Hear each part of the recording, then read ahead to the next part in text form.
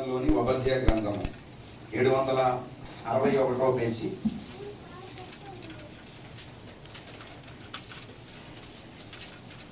పాత నిబంధనలోని ఓబద్యా గ్రంథము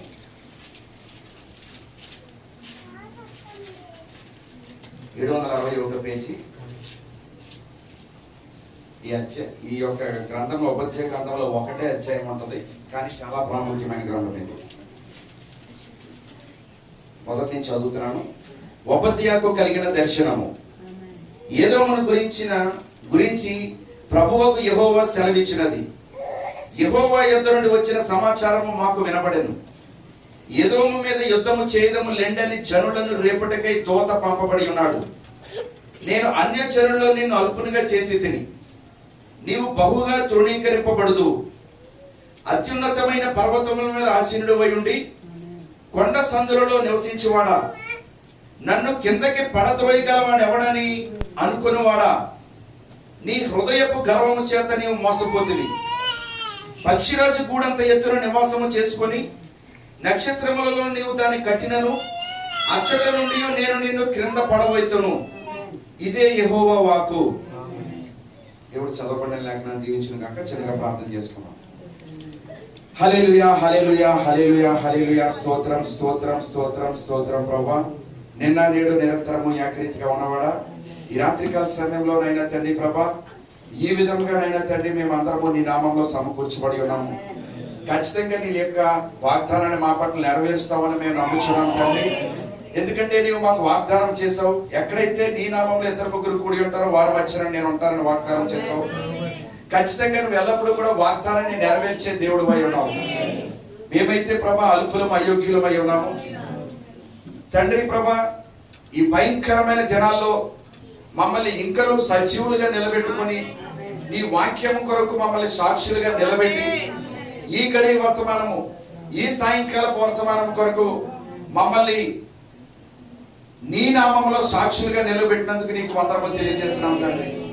విజయవాడ పట్టణంలోనైనా తండ్రి ప్రభా, అనేక మంది క్రైస్తవులను చెప్పుకొని వాడేవారు ఉన్నప్పటికీ ప్రభా, కానీ నీ నామం మాత్రం కొంతమందికే పెట్టబడి ఉన్నదని మేము నమ్ముచున్నామనైనా తండ్రి.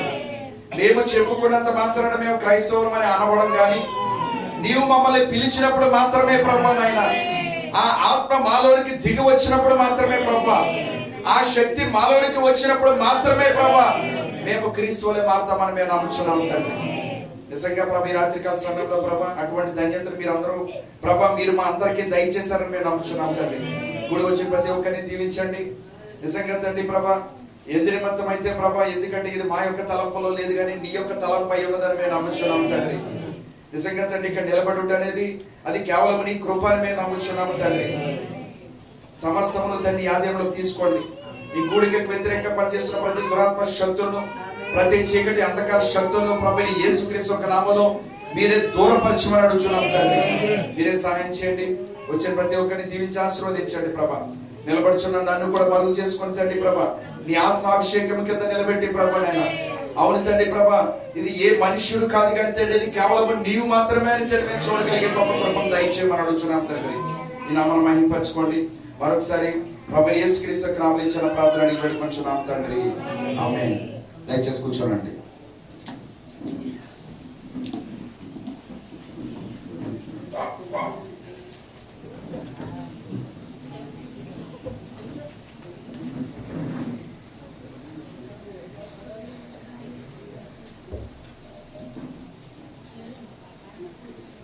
అందరూ సంతోషంగా ఉన్నారండి? మీరు అందరూ సంతోషంగా ఉంటారు, కానీ నాకు మాత్రం కొంచెం భయంగా ఉంది. ఎంతపాటు కూడా బహుశా ఎలాగే ఉంటుందేమో అని అనుకుంటున్నాను నేను. ఎందుకంటే మనం ఊహించని కూడా ఊహించాం కొన్ని కార్యాలు, అంతేనండి. అసలు కొన్ని మన తలంపుకి కూడా రావు. అలాంటివి హఠాత్తుగా జరిగినప్పుడు మన పరిస్థితి కూడా అలాగే ఉంటుంది. ఎందుకంటే ఇక్కడికి వచ్చి ప్రశాంతంగా చెప్పులు విడిచి బ్రదర్ వెనకాల నిలబడ్డాను. నేను బ్రదర్ ఎప్పుడు వెళ్తారో వెనకాల వద్దామని. ఐజాక్ వచ్చి నన్ను అడుగుతున్నాడు, టైటిల్ ఏంటో చెప్పమంటున్నాడు. టైటిల్ చెప్పడం ఏంటి, నేను చెప్పడం ఏంటి అని చెప్పేసానంటే ప్రసంగించబోయేది మీరే అని చెప్తున్నారు అనమాట. నిజంగా అది దేవుని యొక్క కృప ఉన్నది. ఎందుకంటే ఎత్తుబాటులో కూడా మనం ఊహించిన సమయంలో మనం ఊహించం. నిజంగా దేవుడు హఠాత్తుగా మనల్ని అలాగే పిలుస్తాడు. అర్థమవుతుందండి? ఎందుకంటే మనమైతే దీనికి యోగ్యుని కాదు. ఎందుకంటే నాకు నేనుగా ఒప్పుకుంటాను, నేనైతే దీనికి యోగ్యుడిని కాదు. అసలు ఈ వర్తమానానికే నేను యోగ్యుడిని కాదు. అటువంటిది ఈ వర్తమానం నా యొద్దకు వచ్చినప్పుడు నిజంగా అంటే దేవుడు మన పట్ల ఉన్న సంకల్పం. నేను దినాన్ని నా సహోదరుడు చెప్పి ఉన్నారు. ఎందుకంటే బ్రదర్కి నాకు మధ్యన అనేక సంవత్సరాల సహవాసం ఉంది. అంటే బ్రదర్ ముందు నేను బోధించలేదని కాదు, మేము తమిళనాడు వెళ్ళినప్పుడు ఇంకా ఇక్కడికి వెళ్ళినప్పుడు కూడా బ్రదర్ కూర్చుని ఉంటే నేను బోధించాను. కానీ ఏదైనా అటువంటి వారి ముందు నిలబడి బోధించడం అనేది కొంచెం భయంతో కూడుకున్నది. అంతే కదండి? ఏదైనా మనకు ధైర్యాన్ని ఇచ్చేది ఏంటంటే మన పిలిపై ఉన్నది. దాన్ని బట్టి మాత్రమే నన్ను నేను ధైర్యపరుచుకుంటూ ఉంటాను. కాబట్టి ఈ వర్తమానం లేకపోతే అసలు నేను ఏమైపోతున్నా అనిపిస్తూ ఉంటుంది ఒక్కొక్కసారి. అంటే మనకు చదువు లేదని కాదు, లేకపోతే మనకు ఆస్తిపాస్తులు లేవని కాదు, లేకపోతే అంటే ఈ లోకంలో పేరు ప్రఖ్యాతలు లేవని కాదు. కానీ ఒక్కసారి ఈ వర్తమానం మన యొద్దకు వచ్చినప్పుడు అంటే ఈ వర్తమానము మనల్ని ఎంతగా ఈ వర్తమానానికి లోబడేలా చేసుకుంటుందంటే అలా చేసుకునేది వర్తమానమే అయ్యి ఉన్నది. దానికి నేనే సాక్షి. దానికోసమే నేను ఇక్కడ అసలు నేను మీ ముందు నిలబడ్డాను కూడా అర్హుని కాదని చెప్తాను. ఎందుకంటే నిజంగా ఈ వర్తమానం అగ్నితో కూడుకున్నది. ఈ వర్తమానము శక్తి అయి ఉన్నది. నిజంగా ఎవరైతే దీన్ని అనుభవిస్తారో వారికి మాత్రమే తెలుస్తుంది. ఎవరు నమ్మినా నమ్మకపోయినా ఇది శక్తే. అదవుతుందండి. కాబట్టి దేవుడు నిజంగా ఈ కాలంలో మనల్ని తీసుకుని వచ్చాడు అని అంటే మొట్టమొదటిగా దేవుని యొక్క ఉద్దేశం అదే అయి ఉన్నది. ఎందుకంటే దేవుని యొక్క ప్రవక్తని దేవుడు అడిగినప్పుడు, సోదరు బ్రహ్నాం నువ్వు ఏ కాలంలో వెళ్ళడానికి నువ్వు ఇష్టపడతావు అని చెప్పేసి అడిగినప్పుడు సోదరు బ్రహ్నాం గారు ఏం చెప్పారంటే, నేను ఈ చివరి కాలంలో వెళ్ళడానికే నేను ఇష్టపడతాను. చాలా మంది అనుకుంటున్నారు అంటే చివరి కాలంలో అయితే కనుక దేవుడు ఈ 7 సంఘ కాలంలో నుంచి అంటే ఏ మర్మాలను అయితే దాచి ఉంచాడో అవన్నీ కూడా చివరి కాలంలో బయలుపరచబడతాయి. కాబట్టి మనం ఆ యొక్క మర్మాల్ని మనం తేలిగ్గా తెలుసుకోవచ్చు అని చెప్పేసి అని చాలా మంది అటువంటి మర్మాలు లేకపోతే వీటి వెనకాల వాటి వెనకాల తిరుగుతూ ఉన్నారు వాళ్ళు. నిజానికి వర్తమానము మర్మమే. అర్థమవుతుందండి? కానీ నిజంగా ఎవరైతే దేవుణ్ణి ప్రేమిస్తారో, ఎవరైతే దేవుని ద్వారా పిలువబడ్డారో వారికైతే ఇది మర్మం కాదండి.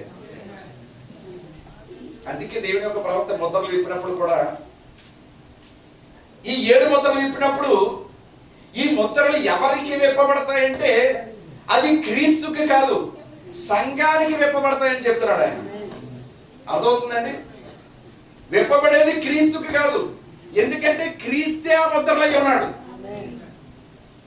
మరి ఈ దినాన్న నిజంగా ఆ క్రీస్తు లేకపోతే అభిషిక్తుడిగా ఉండడం కోసమే మనం పిలువబడ్డాం.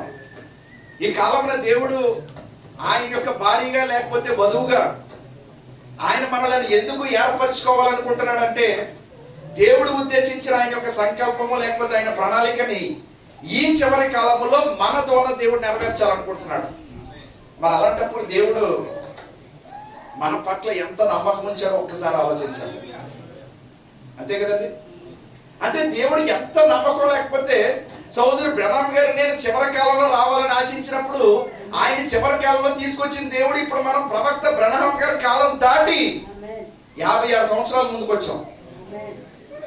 నేనైతే నమ్ముచున్నాను ఆ ప్రవక్త కంటే మనం ధన్యులమై ఉన్నామని నమ్ముచున్నాను. ఎందుకంటే ప్రవక్తకి దేవుడు ఒక కార్యం అప్పగించినప్పుడు దేవుడు ఆ ఉద్దేశాన్ని స్పష్టంగా 100% నెరవేర్చి వెళ్ళాడు మన ప్రవక్త. మరి అలాంటప్పుడు ఆయన భార్య లేకపోతే ఆయన వధువుగా మీరు నేను ఇంకా ఎంతగా దాన్ని నెరవేర్చవలసి ఉన్నదో చూద్దాం. ఈ లోకంలో అనేకమైన సంగతులు మనల్ని ఆకర్షిస్తూ ఉంటాయి. అనేకమైనవి మన ఏకాగ్రతను దెబ్బతీయడానికి ప్రయత్నం చేస్తూ ఉంటాయి. అనేకమైనవి ఈ వర్తమానం నుండి మన యొక్క డైవర్షన్ అంటే మన దృష్టిని పక్కకు మరల్చడానికి ప్రయత్నం చేస్తూ ఉంటాయి. కానీ ఈ వధువు యొక్క గురి ఏంటంటే కేవలం ఆ ఎత్తబాటు అయ్యి ఉంది. మనకున్న ఒకే ఒక ఎయిమ్ అది. ఎందుకంటే ఇంత చివరి వరకు దేవుడు తీసుకొచ్చాడంటే దేవుడు మన పట్ల ఒకే ఒక నమ్మకాన్ని కలిగి ఉన్నాడు. ఈ యుద్ధములో నా భార్య నన్ను ఓడిపోనివ్వదు. అంతేనండి. ఈ యుద్ధంలో ఆయన్ని ఓడిపోనివ్వకుండా చేసేది ఎవరైనా ఉన్నామంటే అది మనమే. అంటే దేవుడు అంత నమ్మకం ఉంచాడు కాబట్టి ప్రవక్త ఇంకా చివరి కాలాన్ని కోరుకున్నారు. కానీ ఆ చివరి కాలము దాటి, అంటే ఆ 7వ సంఘ కాలమైన లవోదికీయ కాలము దాటి ఈ వధువు కాలంలో దేవుడు మనల్ని వధువుగా పంపించున్నాడు. హల్లెలూయా. చాలా మంది అనుకుంటారు వధువు అంటే ఏమనుకుంటారంటే, మనం సాధారణంగా చూస్తూ ఉంటాం, అంటే పెళ్లి కోసమే వధువుగా మారుతారు వాళ్ళు, అంతే కదండి. పెళ్లి కార్డులో రాస్తారు వరుడు వధువు అని, లేకపోతే బ్యానర్లో వేస్తారు వరుడు వధువు అని చెప్పేసి. కాబట్టి పెళ్లి కుమార్తె, పెళ్లి అయిపోయిన తర్వాత పెళ్లి కుమార్తె అని పిలుస్తారండి? పిలవరు కదా. అమ్మ వధువు ఎలా రా అని పిలుస్తారా? పెళ్లి అయిపోయిన తర్వాత పిలవరు. కాబట్టి అంటే ఈ వధువు అనే టైటిల్ ఎప్పుడంటే వివాహ సమయంలోనే. కాబట్టి దేవుడు ఎందుకు వివాహం చేసుకుంటున్నాడు అంటే, దేవుడు తన భార్య పట్ల ఒక ఉద్దేశాన్ని కలిగి ఉన్నాడు. అందుకే మన అందరి యొక్క ఊహల్లో ఇంకా వధువు వధువు వధువు అంటే ఇంకా మనం పెళ్లి వస్త్రాలు ధరించుకుని, లేకపోతే పెళ్లి బట్టలు ధరించుకుని అందరి ముందు ఇలా సిగ్గుపడుతూ ముందుకు రావాలి, లేకపోతే అందరూ కూడా వచ్చి మనల్ని ప్రశంసిస్తూ ఉంటారు, అందరూ మనకు అభినందనలు తెలియజేస్తూ ఉంటారు. ఎందుకంటే ఇది వివాహ సమయం అయి ఉన్నది కాబట్టి పెళ్లి కుమార్తె అంటే ఇలాగే ఉండాలి అంటే ఈ రకమైన ఆలోచనలో ఉంటాం. కానీ మానవ ఆలోచనలకి దేవుని ఆలోచనలకి చాలా వ్యత్యాసం ఉంటుంది. అయితే దేవుడు ఏం చేస్తున్నాడు అంటే, తన భార్యని ఈ భూమి మీదకి ఎందుకు తీసుకుని వస్తున్నాడు అంటే ఇంతకాలం నుంచి దేవుడు ఏదైతే ఈ యుద్ధాన్ని ఆపి ఉన్నాడో, ఈ యుద్ధం చేయకుండా ఈ యుద్ధాన్ని సిద్ధపరిచి ఈ యుద్ధం చేయడం కోసం ఎవరినైతే ఆయన ముందుగా నిర్ణయించి ఉన్నాడో వాళ్ళందరూ కూడా ఇప్పుడు భూమి మీద ఉన్నారు. సో ఇప్పుడు వాళ్ళు చేయవలసిన యుద్ధ రంగము సిద్ధమైపోయింది. అర్థమవుతుందండి. కాబట్టి ఇప్పుడు ఆయన భార్య అంటే దేనికోసం వస్తుందంటే చాలా మంది అనుకుంటారు భార్య అంటే ఎంజాయ్ చేయడానికి వస్తుందని అనుకుంటారు ఈ లోకస్తులు, అంతే కదండి. నిజానికి భార్య అంటే శుభ్రంగా పెళ్లి అయిపోతే తర్వాత ఒక 4 రోజులు హనీమూన్కి ఎక్కడికో బయటికి వెళ్ళి రావచ్చు, శుభ్రంగా ఒక సంవత్సరం వరకు మనల్ని కొత్త దంపతులుగానే చూస్తారు, ఎటువంటి బాధలు ఉండవు, అంత సంతోషమే అని అనుకుంటారు. కానీ దేవుడు అలాగ అనుకోవట్లేదు. ఎవరైతే ఆయన భార్యగా తాను సిద్ధపరచుకుంటున్నారో వాళ్ళ తర్వాతి అడుగు అత్తగారింట్లో కాదండి. అదవుతుందండి. అంటే వాళ్ళు డైరెక్ట్ గా వివాహ వేదిక పై నుండి అందరూ ఏం చేస్తారంటే అత్తగారింట్లో అడుగు పెడతారు. అక్కడికి వెళ్ళిన తర్వాత అత్తగారింటికి వెళ్ళినప్పటికీ అత్తమామలు వచ్చి కాళ్ళు కడుగుతారు కాబట్టి వీళ్ళు వెళ్ళి అత్తగారింట్లోకి అడుగు వేస్తారు. కానీ మన దేవుడు తిన్నగా యుద్ధ రంగంలో తీసుకుని వెళ్ళిపోతున్నాడు ఆయన. అంటే ఆయన భార్యగా మొట్టమొదటిగా మనము జయించవలసి ఉన్నది. ఆయన్ని జయించిన వారిని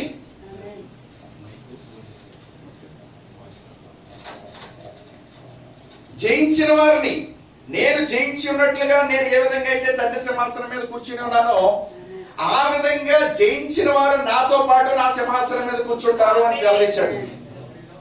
అంటే దాని అర్థం ఏంటంటే ఇక్కడ ఒక విజయాన్ని మనం పొందుకోవలసి ఉన్నది. చాలా మంది అనుకోవచ్చు అదేంటి యుద్ధం అయిన తర్వాత కదా విజయం, అంతే కదండి. యుద్ధం అయిన తర్వాత విజయం చేయాలి, ఆ విజయం పొందుకోవాలి.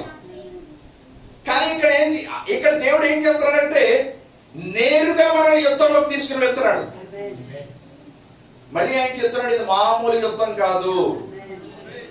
అదవుతుందండి. ఈ సృష్టి ప్రారంభం నుండి అంటే ఈ భూమి మీద ఒక మానవుడు ఈ భూమి మీదకి రాకముందు పరలోకంలో ఏ యుద్ధం అయితే ప్రారంభమైందో ఆ యొక్క లూసిఫర్ కి ఆ యొక్క దూతలు మరియు వాళ్ళందరూ కూడా ఏ విధంగా అయితే మిఖాయేలుతో యుద్ధం ప్రారంభించారో పరలోకంలో ప్రారంభించబడిన ఆ యుద్ధము ఈ చివరి కాలంలో ఈ భూమి మీద ముగించబడబోతుంది. మరి ఇది ఎటువంటి యుద్ధమై ఉంటుంది? అంతే కదండి. పరలోకంలో ప్రారంభించబడిన యుద్ధము ఇప్పుడు భూమి పైన ముగించబడబోతుంది. ఒక్కసారి ఊహించుకోండి. ఎందుకు అని అంటే కనుక, యుద్ధరంగం అంటే చాలా మంది మనం ఏదో పబ్జీలోనో లేకపోతే ఫ్రీ ఫైర్ గేమ్లోనో ఆడుతున్నారు ఇప్పుడు పిల్లలు, అంతే కదండి. సాతాను కూడా ఎంత తెలివైందో చూడండి ఒకసారి. అది కూడా పుట్టిన చిన్న పిల్లవాడి దగ్గర నుంచి ప్రతి ఒక్కరిని యుద్ధానికి సిద్ధం చేసేస్తుంది. మీరు ఎవరింట్లోకి వెళ్ళినా ఏ సమయంలో చూసినా వాళ్ళందరూ కూడా ఒకే టీం వర్క్ కింద. అంటే వాడు ఏ విధంగా వాడిని సిద్ధపరుస్తున్నాడంటే, ఈ యొక్క ఆటలు ఆడేటప్పుడు వాళ్ళు ఒకరితో ఒకరు మాట్లాడుకుంటారు. ఒకడు ఎక్కడో ఉంటున్నాడు హైదరాబాద్ లో, ఒకడు ఎక్కడో విశాఖపట్నంలో ఉంటున్నాడు, ఒకడు ఎక్కడో రాజమండ్రిలో ఉంటున్నాడు, ఒకడు విజయవాడలో ఉంటున్నాడు. అయినా కూడా ఈ నలుగురు కూడా ఆ యొక్క ఆట ప్రారంభించేటప్పుడు ఒకరితో ఒకడు, ఒరే అటుపక్క నుంచి వచ్చేస్తాడు, ఇంటి పక్క నుంచి కలిసి ఎవడన్నా ఇంటికి వెళ్ళినప్పుడు ఒకసారి పెచ్చి వచ్చేస్తూ ఉంటుంది నాకు. ఎందుకంటే నాకు ఆ ఆట అర్థం కాదు. 2-3 సార్లు నేను చూడడానికి ప్రయత్నం చేశాను కానీ నాకు అర్థం అవ్వలేదు అది. నిజంగా దేవుని యొక్క ప్రియులారా, ఉదయకాలంలో సహోదరుడు చెప్పారు, ఒక పక్క నుంచి సైన్స్ లేకపోతే సాతాను ఏ విధంగా అయితే ప్రయాణం చేస్తుందో, అవతల వైపున దేవుడు కనబడకుండా అదృశ్యంగా అదే కార్యాన్ని చేస్తా ఉంటాడు. చాలా జాగ్రత్తగా గమనించండి. ఈ ఉదయకాల అంటే ఈ రాత్రికాల సమయంలో మనం చెప్పుకునే చిన్న వర్తమానమైన ఇది మనల్ని రేపాలి, ఇది మనల్ని పురుకొల్పాలి, ఇది మనల్ని మేలుకొల్పాలి. ఎందుకంటే ఇక్కడ నిద్రపోవడానికో లేకపోతే సంఘం అనే ఆట ఆడుకోవడానికో లేకపోతే ఏదో ఎన్నో సంవత్సరాల నుండి ఇది ఇలా నడుస్తుంది కదా, దీన్ని ఇంకా మనం ముందుకు తీసుకుని వెళ్దాం, లేకపోతే అలా వెళ్దాం ఇలా వెళ్దాం అని అనుకునే ఆటలు కాదు. ఇప్పుడు మనం ఇక్కడ పబ్జీ ఆట ఆడుకోవడానికి రాలేదండి. అర్థమవుతుందండి. అంటే ఒకరికొకరు సహాయం చేసుకుంటున్నట్టు, లేకపోతే ఒకరికొకరు ఆండి కాల్చే, లేకపోతే ఈండి కాల్చే, లేకపోతే ఆండి కాల్చే, లేకపోతే ఆ శత్రువు ఆ పక్క నుంచి వచ్చేస్తున్నాడు ఈ పక్క నుంచి వచ్చేస్తున్నాడు కాదు. ఇది భయంకరమైన యుద్ధ రంగం అయి ఉన్నది. ఈ యుద్ధం ఎవరితో అంటే యెహోవా యొద్ద నుండి వచ్చిన సమాచారము నాకు వినబడెను, ఎదోము మీదకు యుద్ధము చేయదములెండని జనులను రేపటికై దూత పంపబడి ఉన్నాడు. ఇప్పుడు దేవుడు ఏం చెప్తున్నాడంటే, ఆ ఎదోము అనగా అది రోమ్ అయి ఉన్నది, అంతేనండి. అంటే ఇప్పుడు ఆ రోముతో యుద్ధము చేయదము రండి. రోమ్ అంటే మనందరికీ తెలుసు అది ఏమై ఉన్నదో. అది లోకం దృష్టిలో అది రోమ్ గా ఉన్నది, కానీ దేవుని దృష్టిలో అయితే అది మహావేశ్య అయి ఉన్నది. ఈ రోజు మన చివరి యుద్ధం ఆ మహావేశ్యతోటే. అది మహావేశ్య కాబట్టే దేవుడు కూడా ఒక మగవాడిగా ఆయన రంగం మీద రావట్లేదు, కానీ ఒక ఆడదాంతో యుద్ధం చేయడానికి దేవుడు కూడా వధువైన తన భార్యన ఆయన మనల్ని రంగం మీద పెట్టింది. అందుకే అర్థమవుతుందండి. అంటే దేవుడు ఒక ఆడదాని మీద యుద్ధం చేయడానికి పురుషుడు రావాల్సిన అవసరం లేదు కదండి. అవసరం ఉందంటారా? అవసరం లేదు. అందుకే ఆయన చెప్తున్నాడు, అది మహావేశ్య ఉన్నది కాబట్టి ఇక్కడ పవిత్రమైన కన్యకరాలైన ఒక స్త్రీని, అంటే ఇటుపక్క మహావేశ్య ఉంది, అది అందరితోటి ఈ లోకపు రాజులు అందరితో కూడా వ్యభిచరించి ఉంది. అది ఈ లోకపు మత్స్యంతో మధ్యలిపోయి ఉంది. కానీ ఈ పక్కనైతే అది ఒకే ఒక్క రాజుతోటి, ఈ పక్కనేమో లోకపు రాజులు అందరితోటి వ్యభిచారం చేసింది అది. కానీ ఈమైతే పవిత్రాలైన కన్యకగా ఒకే ఒక్క పురుషుడికి. తేడా చూస్తున్నారా? తేడా చూస్తున్నారండి. ఆమె లోకపు మద్యంతో మధ్యలిపోయింది, కానీ ఇక్కడ తన భర్త ఇచ్చిన మద్యంతో. దేవునికి మహిమ కలుగును గాక. నేనైతే నమ్ముచున్నాను, ప్రభువా నేను ఈ జీవితంలో ఏమి కోల్పోయినా పర్వాలేదు, కానీ ఆ యుద్ధంలో నేను ఉండాలి ప్రభువా అని కోరుకుంటున్నాను. అంతేనండి. మన ప్రభువు చెప్పారు, మనం ఏమి కోల్పోయినా పర్వాలేదు, ఈ లోకంలో మన సిరి సంపదలు, మన ఆస్తి, మన ఉద్యోగం, మన భార్య, మన పిల్లలు, మన పేరు ప్రఖ్యాతలు, మీరు ఏం కోల్పోయినా పర్వాలేదు కానీ దానిని మాత్రం పోగొట్టుకోద్దని చెప్తున్నారు ఆయన. ఎందుకంటే ఆయన చూసుకున్నాడు దాని విలువేంటో ఆయనకు తెలుసు. ఈ యుద్ధం ఎలా ఉండబోతుందో కూడా ఆయనకు తెలుసు. కానీ దేవుడు ఏం చేశాడంటే, సహోదరు బ్రహ్మాన్, నేను నీకు అన్ని చెప్పేశాను కాబట్టి నువ్వు యుద్ధం తేలిగ్గా చేస్తావు, కాబట్టి నువ్వు కూడా పక్కకు తప్పుకో. నాకు కొంతమంది ఉన్నారు, వారికి నేను చెప్పక్కర్లేదు,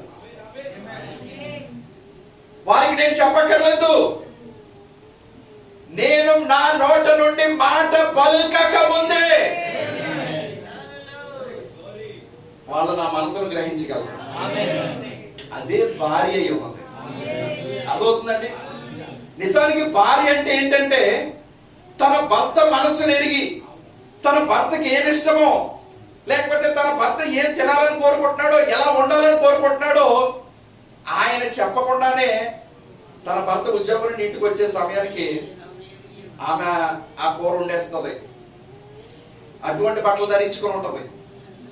కాబట్టి భార్య అనగా భర్త యొక్క మనస్సు వెనక భాగానికి వెళ్ళి భర్త యొక్క మనస్సుని ఎరిగినదై ఉన్నది.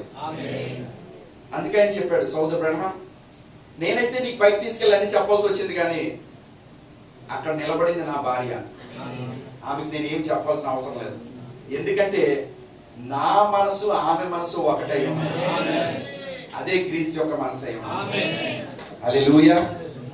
కాబట్టి వధువు లేకపోతే పెండ్లి కుమార్తె అంటే ఏదో అందంగా సింగారించుకుని, లేకపోతే అందంగా అలంకరించుకొని, అబ్బా దేవుడు మనల్ని పెళ్లి చేసేసుకున్నాడు కదా అని ఓ పాటలు పాడుతూ డ్యాన్స్లు వేసుకుంటూ ఈరోజు లోపల చూస్తే మన ఎంటే మెసేజ్ చర్చిలో కూడా ఇదే నడుస్తుంది. అంతేనండి. ఓ వధువా నీవు ధన్యురాలవు అనగానే వీళ్ళ ఉద్దేశాలు ఎలా ఉన్నాయనంటే, అమ్మ దేవుడు నన్ను వధువుని చేసేసారు కాబట్టి తిన్నగా తీసుకెళ్లి సింహాసనం మీద కూర్చోబెట్టేస్తారని అనుకుంటున్నారు. లేదు నా ప్రియ సహోదరుడు, సహోదరు, దయచేసి అలా మోసపోవద్దు. ఒకవేళ అలా అనుకున్నట్లయితే మీరు ఈ వర్తమానంలో ఎంతో కాలం నిలిచి ఉంటారు, ఎందుకంటే సమయం వచ్చేసింది. ఈ ఉపద్య చాలా చిన్న గ్రంథం, కానీ చాలా అద్భుతమైన గ్రంథం. ఇది చివరి కాలం గురించి మాట్లాడుతూ ఉన్నది. ఎందుకు ఈ ఉపద్య ఇన్ని విషయాలు చెప్తున్నాడు అని అంటే కనుక, చివరి వచనం చదువుతున్నాను, 21వ వచనం. మరియు ఏసావు యొక్క కొండకు తీర్పు తీర్చుటకై సీయోను కొండ మీద రక్షకులు పుట్టుదురు, అప్పుడు రాజ్యము యెహోవాది యగును. అర్థమవుతుందండి? ఇప్పుడు ఎదోము అనగా ఏసావు అనగా రెండు ఒకటై ఉన్నారు, అంతే. అర్థమైందండి? ఏసావు ఎదోము ఇద్దరు ఒకటే. మరియు ఏసావు యొక్క కొండకు తీర్పు తీర్చుటకై సీయోను కొండ మీద రక్షకులు పుట్టుదురు. అంటే ఇప్పుడు ఏసావు ఎలాగైపోయాడంటే, వాడు ఒక కొండలో ఉన్నాడు ఇప్పుడు. అంటే వాడు ఆ కొండ మీద అంటే అంత ఎత్తుకెళ్ళిపోయి స్థిర నివాసం ఏర్పాటు చేసుకున్నాడు అక్కడ. ఇంక అనుకుంటున్నాడు నేను అక్కడ సెటిల్ అయిపోయాను అనుకుంటున్నాడు. అర్థమవుతుందండి?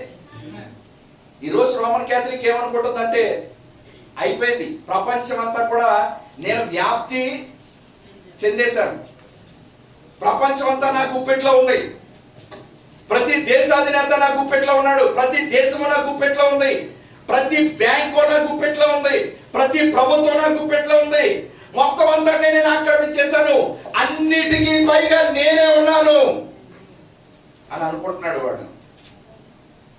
అర్థమవుతుందండి? అయితే అటువంటి ఏసావు యొక్క కొండకు తీర్పు తీర్చడానికి సీయోను కొండ మీద రక్షకులు పుట్టుదురు.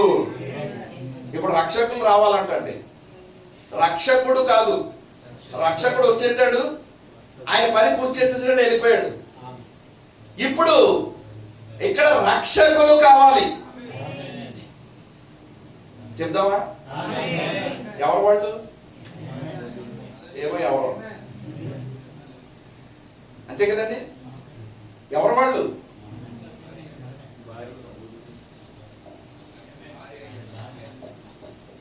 నా ప్రియ సహోదరుడ సహోదరి, నేను వర్తమానంలోకి వచ్చి 15 సంవత్సరాలు అయింది. మీ అందరి గురించి నాకు తెలియదు, నా గురించి నేను ధైర్యంగా చెప్పుకుంటాను. దేవుడు ఏదైనా చెప్తే అది నేనే అనుకో. ఒకవేళ నేను చెప్పాను కదా, నేను దానికి యోగ్యుడిని కాదు. ప్రభా ఆ యుద్ధం నేను చేస్తానో లేదో నాకు తెలియదు, కానీ నేనైతే అక్కడ ఉండాలనుకుంటున్నాను. దేవుని ప్రభు చెప్పారు, ఒకవేళ ఎంత బట్లో ఒక్కరే ఉంటే ఆ ఒక్కటి నేనే. అది ఉంటానో లేదో తర్వాత సంగతి. అంటే ఈ రోజు మనం కలిగి ఉండవలసిన విశ్వాసం ఎలా ఉండాలంటే, మనం యుద్ధంలో గెలుస్తామా, అసలు యుద్ధం చేస్తామా తర్వాత సంగతి. అంతే కదండి. మీకు పోస్ట్ వచ్చేస్తుంది, నేను ఉద్యోగం చేసేస్తాను, జీతం అందేసుకుంటానని అప్లికేషన్ పెడతారా మీరు? చెప్పండి. మీరు ఏదైనా ఉద్యోగానికి అప్లై చేసేటప్పుడు ఆ పోస్ట్ నాకే వచ్చేస్తుంది నిజం చెప్పండి. అందరూ గుండ్ల మీద చేసుకుని చెప్పండి. ఖచ్చితంగా ఆ పోస్ట్ నాకే వస్తుంది, ఖచ్చితంగా నేను ఆ ఉద్యోగాన్ని పొందుకుంటాను, నేను జీతం తీసుకుంటాను అని అప్లికేషన్ పెట్టే వాళ్ళు ఎంతమంది ఉంటారు? చాలా తక్కువ మంది ఉంటారు.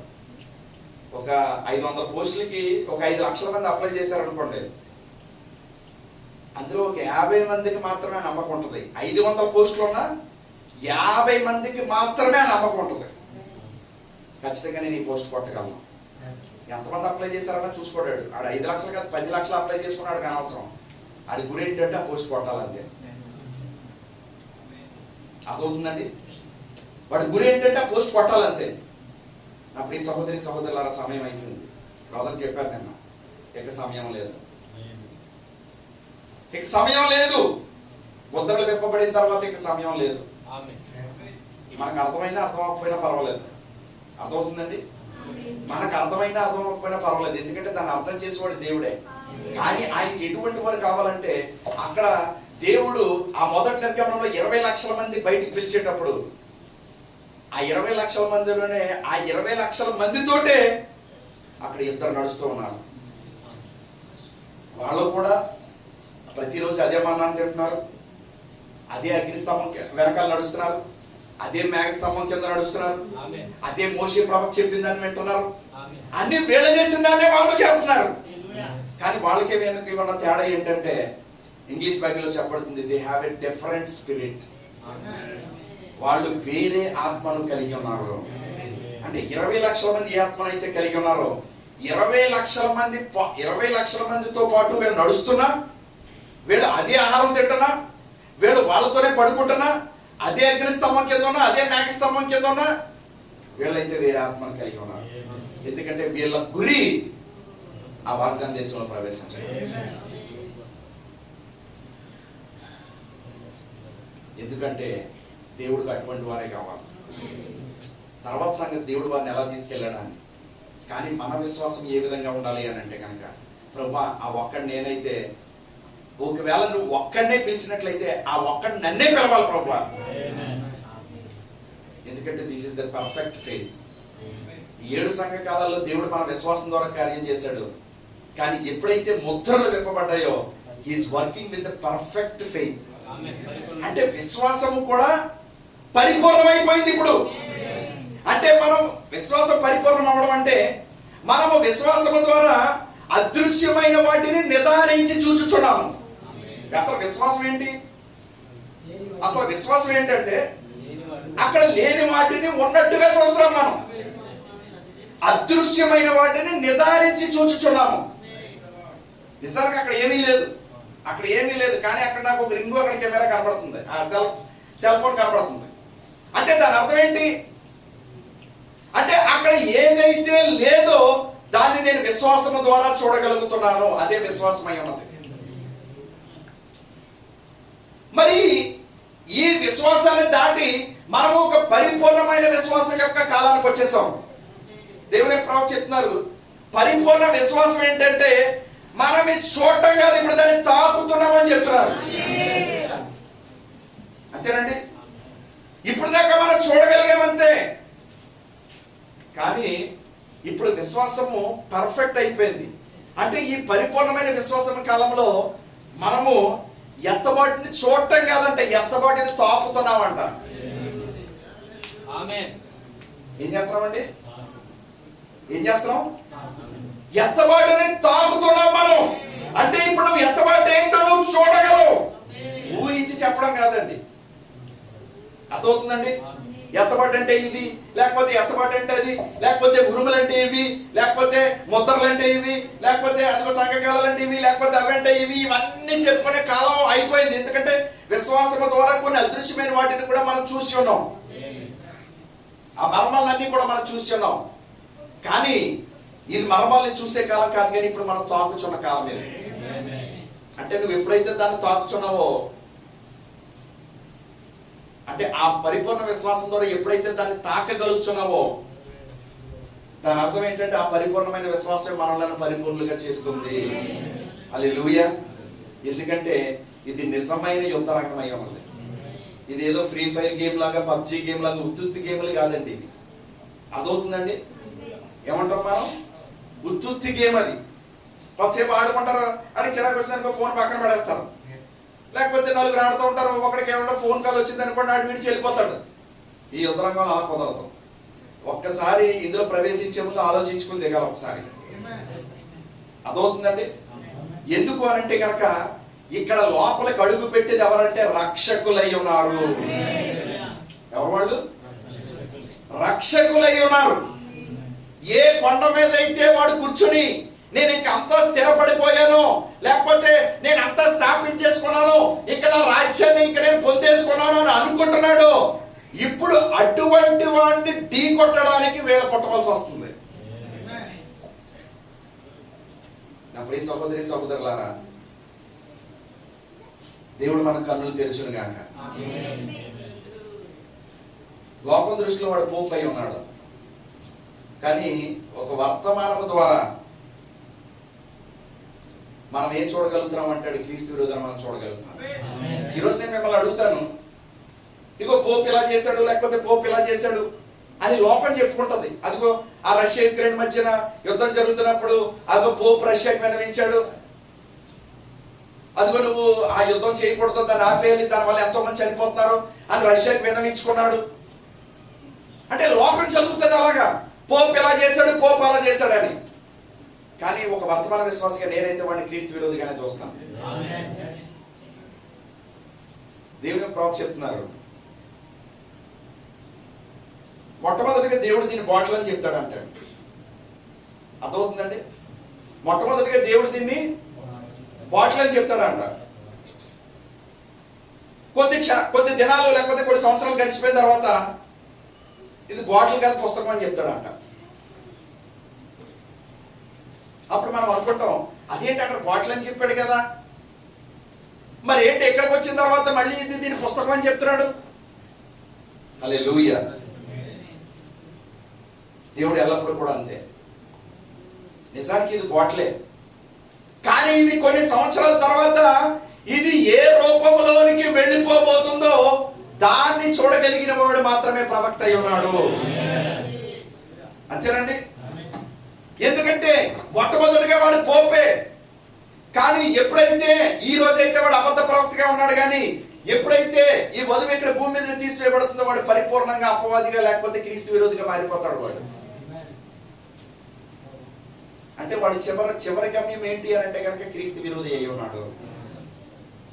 సో అందుకే దేవుని ప్రవక్త చెప్పారు, మీరు ఎన్నైనా చెప్పండి కానీ వాడు క్రీస్తు విరోధే. అతను ఎంత శాంతిని ప్రకటించనివ్వండి, అతను ఎంత జాలి హృదయాన్ని కలిగి ఉండనివ్వండి, అతను ఎంతమంది పేదలకు సహాయం చేస్తూ ఉండనివ్వండి, అతడు ఎంత మంచి కార్యమైనా చేయనివ్వండి, వాడు మాత్రం క్రీస్తు విరోధే.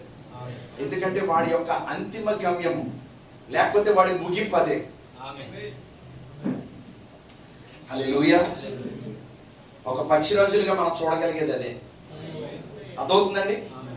దేవుడు ఈ పక్షిరాజు కాలంలో మనం ఎందుకు పెట్టి ఉన్నాడు అని అంటే కనుక, పక్షిరాజు మాత్రమే సర్పము ఇసుకలో నుంచి పారిపోతుందా, లేకపోతే సర్పము రాళ్ల మధ్యలోంచి వెళ్ళిపోతుందా, లేకపోతే సర్పం నీటిలోంచి దూరం వెళ్ళిపోతుందా, లేకపోతే ఆ సర్పము మరొక రూపాన్ని ధరించుకుంటుందా, ఆ సర్పము ఏ రూపంలో ఉండనివ్వండి, ఆ సర్పాన్ని చూడగలిగేది కేవలం పక్షిరాజు మాత్రమే. హల్లెలూయా. దాని కొరకే ప్రవక్త చివరి కాలంలో ఉండడానికి ఆశపడుతున్నాడు. ఎందుకంటే కేవలము పక్షిరాజు మాత్రమే. సర్పము ఏ రూపంలో వచ్చినా కానీ మోసపోనేది కేవలం పక్షిరాజు మాత్రమే. ప్రతి కాలంలో ప్రతి పక్షి మోసపోయింది. ఆ సర్పం ఎలా వచ్చింది? అది చచ్చిపోయినట్టు అలాగే పడుండి కళ్ళు ఎలా నిబ్రం పెట్టుకుని చూస్తుంది. అక్కడ ఒక పక్షి ఉంటుంది పాపం, అది అనుకుంటది అది నన్ను ఏం చేస్తుందో చచ్చిపోయినట్టు పడుందని అనుకుంటారు. దేవుని ప్రవక్త చెప్పారు, అది ఎప్పుడైతే అలాగే చూస్తూ ఉంటుందో, ఈ పక్షి కూడా అలాగే చూస్తూ ఉంటుందో నెమ్మదిగా అంటే ఇది కదులుతున్నా అన్న విషయం కూడా పక్షికి తెలియదు. కొన్నిసార్లు మీరు ఆ జియోగ్రఫిక్ ఛానల్ అది చూస్తే మీకు కనబడుతుంది. ఆ పాము నెమ్మదిగా కదులుతూ ఉంటుంది, అయినా కానీ ఇది మాత్రం అలాగే కళ్ళు అప్పగించి వస్తుంది. వెంటనే దగ్గరికి వెళ్ళి పటాక్మని పెట్టేస్తుంది అంతే.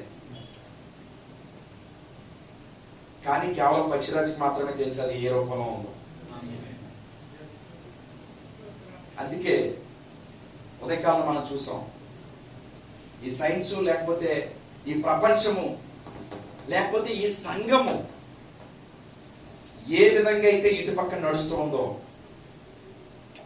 దేవుడు తన బిడ్డలు, తన భార్య లేకపోతే తన సంఘము ఇటువైపున అదృశ్యంగా అదే కార్యాన్ని జరిగిస్తూ ఉన్నది. చాలా మంది అనుకోవచ్చు, ఒక 3 సంవత్సరాల క్రితం అంతా బాగానే ఉంది, సడన్ గా ఒకరోజు మార్చి 22వ తారీఖున మన ప్రధాని మోడీ అనౌన్స్ చేశాడు. ఏంటంటే అదేనో మార్చి 22 లాక్డౌన్ ఏంటి పేరు పెట్టాడు దానికి? జనతా కర్ఫ్యూ. సడన్ గా జనతా కర్ఫ్యూ అని అనౌన్స్ చేశారు. అనౌన్స్ చేసేటప్పుడు చాలా మంది అనుకున్నారు, ఇదేంటి ఒక వారం రోజులు అందరూ ఇంట్లోనే ఉండాలంట, ఒక వారం రోజులు మనం అందరం ఒకటి ఇంట్లోనే ఉండాలంట. ఇటువంటిది ఎప్పుడూ చూడలేదే. వారం రోజులు మనం ముందుగానే కూరగాయలు కొనేసుకోవాలి, లేకపోతే పాలు ప్యాకెట్లు అన్ని కొనేసుకోవాలి, కాబట్టి అందరూ ముందుగానే సిద్ధపడండి అని చెప్పి. వాళ్ళకి తెలుసు అది వారం రోజులు కానీ ఇంకా ఎక్కువ ఉంటుందని. కానీ ముందుగా వారం రోజులు మనల్ని సిద్ధపరిచారు, మెంటల్ గా మనల్ని ప్రిపేర్ చేశారు. కాబట్టి జనతా కర్ఫ్యూ అంటే అందరూ ఆనందంగా, అబ్బా వారం రోజులు ఇంట్లోనే ఉండాలంటే ఏ గొడవ లేదు, ఆఫీసులు సెలవులు ఇచ్చేసారు, అన్ని ఇచ్చేసారు, రోడ్ల మీద ఎవరు తిరగకూడదంట. అందరికీ సంతోషంగా ఉంది. అయిపోయింది, వారం రోజులు అయిపోయిన తర్వాత ఆ చివరి రోజున మళ్ళీ వచ్చాడు టీవీ ముందుకి. ఆ టీవీ ముందుకు వచ్చి మళ్ళీ చెప్తున్నాడు, అబ్బాయి ఇంకా అవ్వలేదంటే ఈ వారం రోజులు సరిపోదు మనకి, దీన్ని ఇంకో 4 రోజులు ఎక్స్టెండ్ చేస్తాం, కాబట్టి 4 రోజులు మీరు ఇంట్లోనే ఉండండి. అబ్బా ఉద్యోగస్తులందరికీ పండగ, ఎందుకంటే 4 రోజులు ఏ ఉద్యోగానికి వెళ్ళవసరం లేదు, ఆఫీసుల దగ్గరికి అదే సెలవులు ఇచ్చేసే. సాఫ్ట్వేర్ ఇంజనీర్లకి అయితే మీరు అసలు ఆఫీస్కి రావట్లేదు, ఇంటి దగ్గర నుంచే పని చేసుకోండి అని చెప్తున్నారు. అబ్బా జీతం పడిపోతుంది కానీ ఇంటి దగ్గర నుంచే పని చేసుకోలేదు. అంతా చాలా హ్యాపీగా ఉంది అందరికి. హల్లెలూయా. మళ్ళీ 4 రోజులకి మళ్ళీ వచ్చాడు, అబ్బా ఈ 4 రోజులు మీరు చాలా బాగా చేశారు కాబట్టి మనందరూ డబ్బులు కొట్టుకుందామని కంచాల ప్లేట్లు పెట్టుకుని రండి అని చెప్పాడు. అందరూ మంచి సంతోషంగా, నిజానికి చెప్పండి ఎంతమంది కొట్టారో? కొట్టే ఉంటారు ఎంతో మంది. అలా డబ్బులు కొట్టేసుకున్నారు, ఎందుకంటే సంతోషం. తర్వాత మళ్ళీ వచ్చి చెప్పాడు, అవి ఆగదు, ఇంకో 2 నెలలు మీకు సెలవులు ఇచ్చేస్తామని. కానీ జనానికి అర్థం కాదు ఏంటంటే ఏం జరుగుతుంది, అసలు ఏం జరుగుతుంది ప్రపంచం అంతా. ఒక అమెరికా, ఫ్రాన్స్, యూరోపియన్ కంట్రీస్, లేకపోతే ఇటువంటి రష్యా, చైనా లాంటి పెద్ద పెద్ద దేశాలు కూడా, పెద్ద పెద్ద సంస్థలైన గూగుల్, లేకపోతే అమెజాన్, లేకపోతే ఆ టెస్లా, లేకపోతే ఈ బోయింగ్ లాంటి పెద్ద పెద్ద కంపెనీలే మూసుకుని కూర్చున్నాయి. ఎవరికి ఏం అర్థం కాని పరిస్థితి. ఎవరు రోడ్ల మీదకి రాకూడదు, అది ఏ విధంగా వ్యాప్తి చెందుతుందో తెలియదు. కనపడని యుద్ధం. వాళ్ళు దీనికి పేరు పెట్టిన పేరేంటండి? కనబడని యుద్ధం. శత్రువు కనపడుతున్నాడా? శత్రువు కనపడుతున్నాడా? కనపడట్లేదు, కానీ వాడు యుద్ధం చేస్తున్నాడు. శత్రువు కనపడట్లేదు, కానీ వాడు యుద్ధం ప్రారంభించాడు. ఎందుకు అని అంటే ఎక్కడో యుద్ధం ప్రారంభం అయిపోవడం వాడు చూశాడు కాబట్టి. అప్పుడు ఈ సహోదరి సహోదరులారా, ఈ రాత్రికాల సమయంలో దేవుడి చిత్తమైతే ఖచ్చితంగా దేవుడు మన కన్నులు తెరుచుగాక. వాడు ఎక్కడో యుద్ధం ప్రారంభం అవడం చూశాడు కాబట్టి వాడు భూమి మీద వాడు యుద్ధాన్ని ప్రారంభించాడు.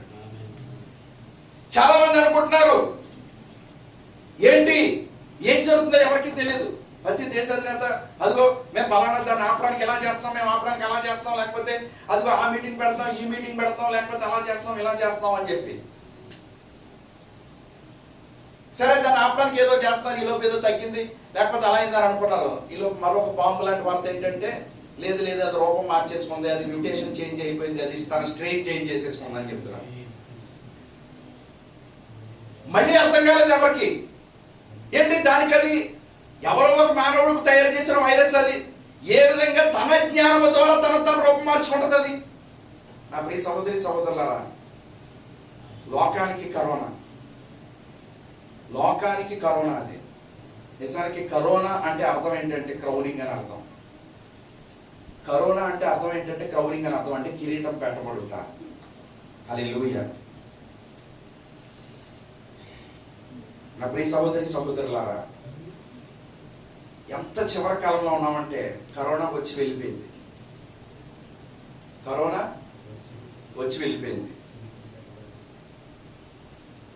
మరి కరోనా వచ్చి వెళ్ళిపోయినప్పుడు తిరిగి మనం అదే పాత పద్ధతిలోకి వెళ్ళిపోతున్నాం. మళ్ళీ మీటింగ్లు అనుకుంటున్నాం. మళ్ళీ ఆదివారం మీరు యూట్యూబ్లు మానేయాలి, ఎందుకంటే ఇన్నాళ్ళు ఆన్లైన్ సర్వీసులు నడిపించుకున్నాం. ఇదిగో ఇంక ఇప్పుడు మీరు ఆన్లైన్ సర్వీస్ అటెండ్ అవుతే కుదరదు. ఇదిగో మేము చర్చిలో ఆన్లైన్ సర్వీసులు ఆపేస్తున్నాం, మీరు ఖచ్చితంగా సంఘానికి రావాల్సిందే. ఇదిగో మనం ఖచ్చితంగా మనం మళ్ళీ మీటింగ్లు పెట్టి 10 మందికి సువార్త చేసి ఇదిగో 10 మందిని మన సంఘానికి తీసుకుని వచ్చేవలసిందే. వాళ్ళకి బాప్తిస్మం ఇచ్చి ఏ విధంగా అయినా వాళ్ళకి ఆ మారు మనసు మనం ఇచ్చేవలసిందే. వెంటనే మళ్ళీ మీటింగ్లు అయిపోయిన తర్వాత ఫారెన్ ప్రీచర్లు ఎవరికి అనుమతి లేవు కాబట్టి ఇక్కడే కొత్త ప్రసంగికులు కూడా తయారైపోయారు. వెంటనే ఒకరి తర్వాత ఒకరు మళ్ళీ మొదలైపోయాయి. మళ్ళీ పాస్టర్స్ మీటింగు, మళ్ళీ మినిస్టర్స్ మీటింగు, మళ్ళీ ఇవన్నీ కూడా. నా ప్రియ సహోదరుడా, వాడు దేనితో యుద్ధం చేస్తున్నాడో వాడు ఎరిగి ఉన్నాడు. అర్థమైందండి? వాడు దేనితో యుద్ధం చేస్తున్నాడో వాడు ఎరిగి ఉన్నాడు. కానీ నిజమైన రక్షకులుగా ఎవరి మీద అయితే నమ్మకం పెట్టుకున్నాడో వాళ్ళకి మాత్రం అర్థం కావట్లేదు. హల్లెలూయా. ఈ వర్తమానం చాలా శక్తివంతమైంది. ఎందుకంటే దేవుడు ఎదోము మీద యుద్ధం చేయడానికి, ఆ ఏసావు కొండకి తీర్పు తీర్చడానికి ఎంతకాలం నుంచి దేవుడు తన నాసికరంధ్రాలకు కంపు కొడుతున్నప్పటికీ, తనకి కడుపులో తిప్పేసి వాంతి వచ్చేసినట్టు ఉంటున్నప్పటికీ దేవుడు ఎందుకు భరిస్తున్నాడు అని అంటే మీరు నేను రంగం మీదకి రావడం కోసం. అంతవరకు ఆయన దీర్ఘశాంతముతో సహిస్తున్నాడని బైబిల్ చెప్తూ ఉన్నాం. మీరు మీకోసం నా కోసమే. ఎందుకంటే ఆ కాలానికి మనం వచ్చేసాం. ఇక మరొక కాలం లేదు. భక్త వెళ్ళిపోయి ఇప్పటికే 56 సంవత్సరాల కాలం అయిపోయింది. ఇక మరొక కాలం లేదు. ఒకవేళ దేవుడు నా కొరకు అటువంటి రక్షకులు ఎవరైనా పుడతారు అని దేవుని యొక్క ఆలోచనలో ఉంటే ఆ రక్షకులు ఈ భూమి మీద ఉండే కాలం ఇదే. ఇక మరొక కాలం కోసం మనం ఎవరు కూడా ఎదురు చూడవలసిన అవసరం లేదు. ప్రభువా, ఒకవేళ ఆ రక్షకుడిగా నేను పుట్టి ఉంటే నా పట్ల నీవు కలిగి ఉన్న సంకల్పం ఏంటో ఈ రోజే నాకు బయలుపరచు. నేను ఇంకా బైబిల్ పట్టుకుని తిరుగుతూ వాళ్ళకి ఆ హాస్పిటల్కి లేకపోతే ఆ సహోదరుడి ఇంటికి ఈ సహోదరుడికి ఇంటికి తిరుగుతా, ఇదిగో నీకు తెలుసా ఈ కాలంలో ప్రవక్త వచ్చాడు, ఇదిగో ప్రవక్త మనల్ని అదిగో ఆ యొక్క మత శాఖల సిద్ధాంతాల నుంచి బయటికి పిలుచుకొచ్చాడు అంటే నేను అది చెప్పొద్దని చెప్పట్లేదు. కానీ ఒక నిజమైన వధువుగా నువ్వు ఆ కాలాన్ని కూడా దాటేసి ఉన్నావు. ఎందుకంటే ఈరోజు వాడు ఎక్కడ ఉన్నాడంటే మన మధ్యలోనే ఉన్నాడు. అర్థమవుతుందండి? ఈ రోజు వాడు ఎక్కడ ఉన్నాడంటే, నేను ఇద్దరు సహోదరుడు కూడా చూపించాను. 1 కొరింథీయులకు రాసిన పత్రిక 5వ అధ్యాయంలో నువ్వు ఎన్నాళ్ళు బయట అనుకున్నావు, కానీ కాదు, మొట్టమొదటిగా నీ ఎదురుగా నిల్చున్న నీ సహోదరుడు ఎవరి పక్షం వాడో నువ్వు చూసుకోవాల్సిన అవసరం ఈ కాలంలోనే ఉన్నది. బ్రహ్మ గారు ఫోటోలు పెట్టుకున్న వాళ్ళందరూ అంచికాల వర్తమాన విశ్వాసాలు కాదు. నువ్వు నీ సంఘంలో ఎంత పెద్ద మేఘం ఫోటో అయినా పెట్టుకోవచ్చు. అర్థమవుతుందండి? మీరు సంఘంలో ఎంత పెద్ద మేఘం ఫోటో అయినా పెట్టుకోవచ్చు. మీరు ఎంత పెద్ద మేఘం పెట్టుకున్నా అది ఏ తలరాయి దైవికమైన ప్రేమ ఉన్నదో ఆ ప్రేమ నీ మీదకి రాదు. ఫోటో పెట్టుకున్నంత మాత్రాన ప్రేమ వచ్చేస్తే అంతే కదండి. అగ్ని స్తంభం పెట్టుకున్నంత మాత్రాన ఆ అగ్ని అయిన పరిశుద్ధాత్మ నీలోకి వచ్చేస్తే ఈరోజు మనం అందరం ఇందుకు డబ్బులు ఖర్చు పెట్టి సువార్త చెప్పక్కర్లేదు. అందరికి ఫోటోలు ప్రింట్ చేసి ఇచ్చేస్తే చాలు. అంతేనండి? కాబట్టి ఫోటోల్లో లేదండి, దైవికమైన ప్రేమ అనేది ఫోటోల్లో లేదు. మనం ఎంత పెద్ద ఫోటో ప్రింట్ చేసుకుంటే అంత పెద్ద ప్రేమ ఉంటుంది నాలో అనేది. ఎందుకంటే వాడు చేయలేదు అది ఒకటే. దేవుని ప్రవక్త చెప్పారు, ఆ మూడవ ఇడుపును వాడు అనుకరణ చేయలేడు. ఎందుకంటే మూడవ ఇడుపు వాక్యమై ఉన్నది, ఆ వాక్యమే ప్రేమ అయి ఉన్నది. అదే దైవికమైన ప్రేమ. వాడు దాన్ని ప్రేమించలేడు. అందుకే దేవుని ప్రవక్త చెప్తున్నారు, అది ఈ కాలమే. ఆ తలరాయి తన సంఘం పైకి నిలిచి వచ్చే కాలం ఏదైనా ఉన్నదంటే అది ఈ కాలమే ఉన్నది. అదే క్రీస్తు యొక్క మనసు అయి ఉన్నది. ఈ రోజు సాతాను ఎలా పనిచేస్తుందో తెలుసుకోవాలి అని అంటే కనుక ఈ రోజు ఆ క్రీస్తు యొక్క మనస్సు మనము కలిగి ఉంటేనే తప్ప వాడు ఏ రూపంలో ఉన్నాడనేది మనం కనుగొనలేము. ఎందుకంటే ఈ రోజు మనం తీర్పు తీర్చబోయేది వాడికే. ఎవరికండి? ఎవరు తీర్పు తీర్చబోతున్నాం? ఏసావు కొండకి. చాలా మంది అనుకుంటారు ఏసావు కొండ అంటే ఎక్కడో రోమ్ లో, అది ఆ వాటికన్ సిటీలో వాడు 7 కొండల పైన ఉన్నాడు కాబట్టి వాడికి తీర్పు తీర్చాలని. వాడి తర్వాత తీర్పు తీరుస్తాం, ఎలాగా? తప్పదు. అంతేనండి. వాడికి ఎలాగా తీర్పు తీరుస్తాం? ఎందుకంటే తీర్పు తీర్చేది మనమే. ఇంకోటి ఏంటంటే మనము తీర్పు తీర్చవలసిన అవసరం లేదు, తీర్పు ఇప్పటికే ప్రకటించబడింది. మనం తీర్పు తీర్చవలసిన అవసరం లేదండి, తీర్పు ఇప్పటికే ప్రకటించబడింది. దాని యొక్క నెరవేర్పును మాత్రమే మనం జరిగిస్తాం, అంతే. అయితే నేను అన్యజనులలో నిన్ను అల్పునిగా చేసి తిని నీవు బహుగా తృణీకరింపబడదు, అత్యున్నతమైన పర్వతముల మీద ఆసీనుడవై ఉండి కొండ సందులలో నివసించువాడా. ఎవరి గురించి మాట్లాడుతాడండి ఈ మాటలు? ఎవరి గురించి మాట్లాడుతాడు ఈ మాటలు? బండ సందులో నివసించేది ఏసావా? బండ సందులు ఎవరు నివసిస్తారండి? సరే, మిమ్మల్ని అడుగుతున్నాను, మీ నివాసం ఎక్కడ ఉంది? మనం ఇందాక చెప్పుకున్నాం మనమే పక్షిరాజులం అయి ఉన్నామని. మరి పక్షిరాజు యొక్క నివాసం ఎక్కడుంది? ఎక్కడుందండి? అత్యున్నతమైన పర్వతముల మీద ఆశీర్వదించి కొండ సందులో నివసించువాడా, నన్ను కిందకి పడదొరగలవాడు ఎవరని అనుకొనివాడా. అంటే నేను ఎంత హైట్ వచ్చేసాను కదా, వర్తమానంలో నాకు ఇన్ని సంగతులు తెలిసిపోయాయి కదా, నేను ఇన్ని మర్మాలు బోధించేస్తున్నాను కదా, నా నివాసం నేను బండ సందులో ఏర్పరచుకున్నాను కదా, అత్యున్నతమైన కొండ మీద నా నివాసం ఏర్పరచుకున్నాను కదా. చాలా మంది అనుకుంటున్నారండి కేవలం పక్షిరాజు మాత్రమే ఎగురుతుంది అని చెప్పి. నిజమే, పక్షిరాజు మాత్రమే ఎగురుతుంది. కానీ ఇది ఏ కాలమై ఉన్నదంటే సాధ్యమైతే ఏర్పరచబడిన వారిని సైతము. అంటే పక్కన చూస్తే అది కూడా పక్షిరాజులాగే ఉంది, అది కూడా మెడంతా తెల్లగా ఉంది, అది కూడా రెక్క కొడుతుంటే పైకి ఎగురుతుంది. లేదంటే నేను గాల్లోనే ఉన్నాను కదా, ఇన్నాళ్ళు నేను కోడి పిల్లలతో సహవాసం చేశాను, కొంత మట్టికే ఎగిరాయి. ఈడు ఎంత హైట్ ఎగిరాడంటే ఈడు నా సహోదరుడే అయి ఉంటాడు. హల్లెలూయా. నా ప్రియ సహోదరులారా, దేవుని యొక్క వాక్యం ఎల్లప్పుడూ కూడా మనమేమై ఉన్నామనేది చూపిస్తూ ఉంటది. అర్థమవుతుందండి? ఎందుకంటే ఇది ఆ కాలము, ఇంకా మరొక కాలము లేదు. దేవుని ప్రవక్త చెప్పారు, ఈ భూమి మీద అత్యంత ప్రమాదకరమైన కాలము ఏదైనా ఉన్నది అంటే అది లవోదికీయ కాలం అని చెప్పాడా? అలాగే చెప్పాడండి. ఈ భూమి మీద అత్యంత ప్రమాదకరమైన కాలం ఏదైనా ఉన్నది అంటే అది లవోదికీయ కాలం అని చెప్పాడా? మరి ఏ కాలం అని చెప్పాడు? లవోదికీయ కాలం ప్రమాదకరం కాదండి. ఎందుకంటే ఆల్రెడీ వాళ్ళు గుడ్డి వాళ్ళు, ఆల్రెడీ వాళ్ళు దిక్కుమాల వాళ్ళు, ఆల్రెడీ వాళ్ళు దౌర్భాగ్యులు, ఆల్రెడీ వాళ్ళు ఎందుకు పనికిరాని వారు వాళ్ళు.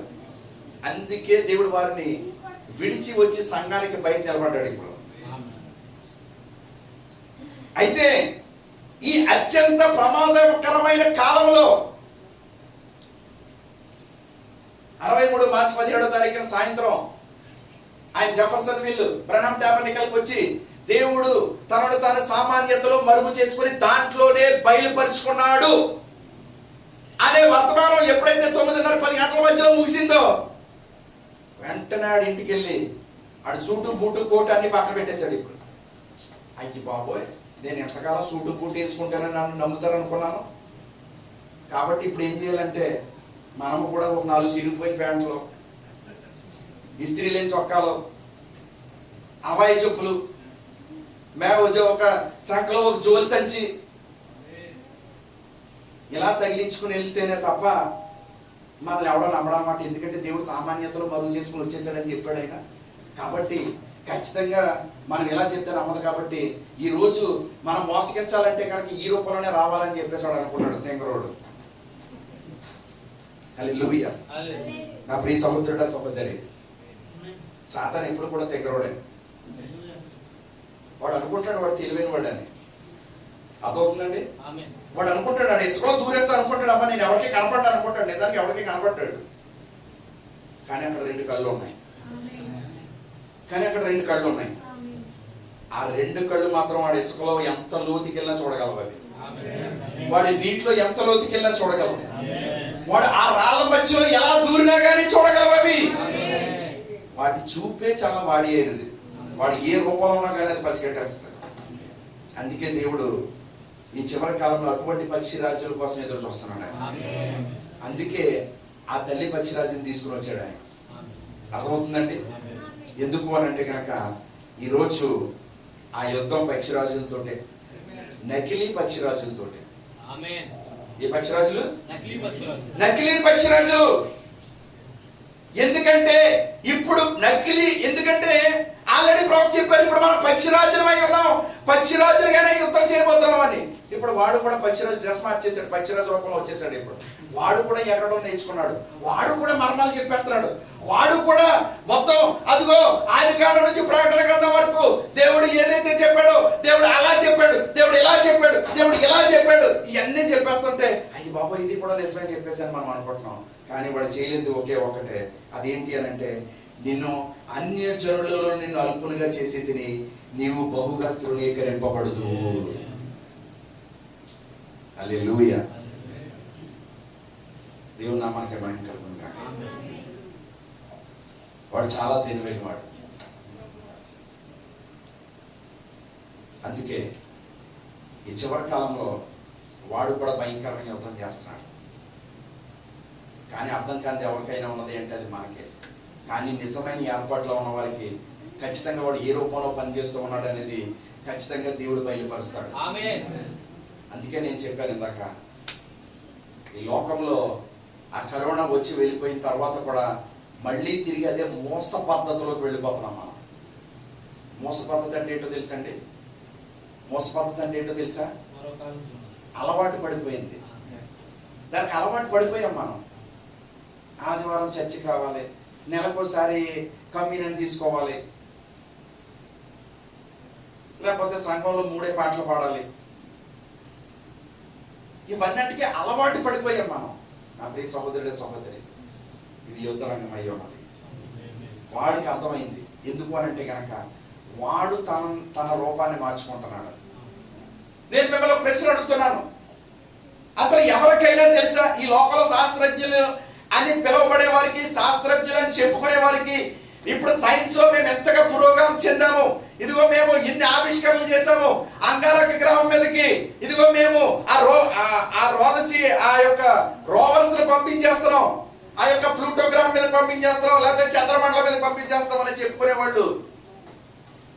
దేవుని ప్రవక్త చెప్పారు, ఒక గడ్డి పోచ నుంచి జీవం ఎలా వస్తుందో అది చెప్పలేరని చెప్పారు. పెద్ద పెద్ద కబుర్లు చెప్పేవాళ్ళు అందరూ ఈ చిన్నదాన్ని చెప్పలేరని చెప్పారు. మరి ఈ రాత్రికాల సమయంలో నేను అడుగుతున్నాను, అసలు ఈ లోకమంతా కరోనాను చూసి భయపడిపోతుంది. ఇప్పుడు మళ్ళీ 4వ వేవ్ వస్తుందా, లేకపోతే 5వ వేవ్ వస్తుందా, లేకపోతే ఇంకోటి వస్తుందా అని నేను మిమ్మల్ని అడుగుతున్నాను. అసలు ఆ కరోనా అనేది అసలు అది ఏంటి? అది రూపం మార్చుకోవడానికి, తన మ్యూటేషన్ చేంజ్ చేసుకోవడానికి, అసలు అది స్ట్రెయిన్ మార్చుకోవడం అంటే ఏంటి? సౌతుడా అది మళ్ళీ స్ట్రెయిన్ మార్చుకుందంట. దానికి కొత్త పేరు పెట్టారంటే B1.1.2, లేకపోతే అది, లేకపోతే డెల్టా ప్లస్, ఇంకండి ఒమిక్రాన్, దాని ముందండి డెల్టాకు ముందు ఇలా ఒక్కొక్కరు పేర్లు పెట్టుకుంటూ వచ్చేసారు. నేను అడుగుతూ ఉన్నాను మిమ్మల్ని, ఎవరైనా చెప్పగలరా? ఎవరైనా చెప్పగలరా అది అసలు మ్యూటేషన్ ఎందుకు చేంజ్ చేసుకుంటుంది? అసలు తన స్ట్రెయిన్ మార్చుకోవడం అంటే ఏంటి? అసలు ఈ శాస్త్రజ్ఞులు కూడా వాటికి పేర్లు ఎలా పెడుతున్నారు?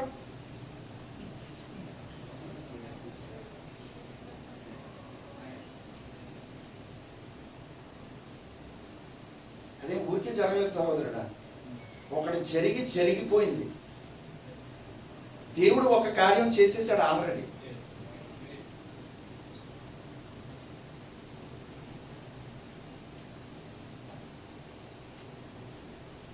ఏడు ముద్రల గ్రంథంలో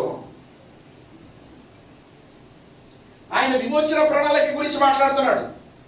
7 ముద్రలకు 7 సంఘ కాలములకు మధ్యన ఎడము అనే వర్తమానంలో 135వ పేరాలో నేను చదువుతున్నాను. Now notice, now he must be a kinsman, so you see an angel couldn't do it.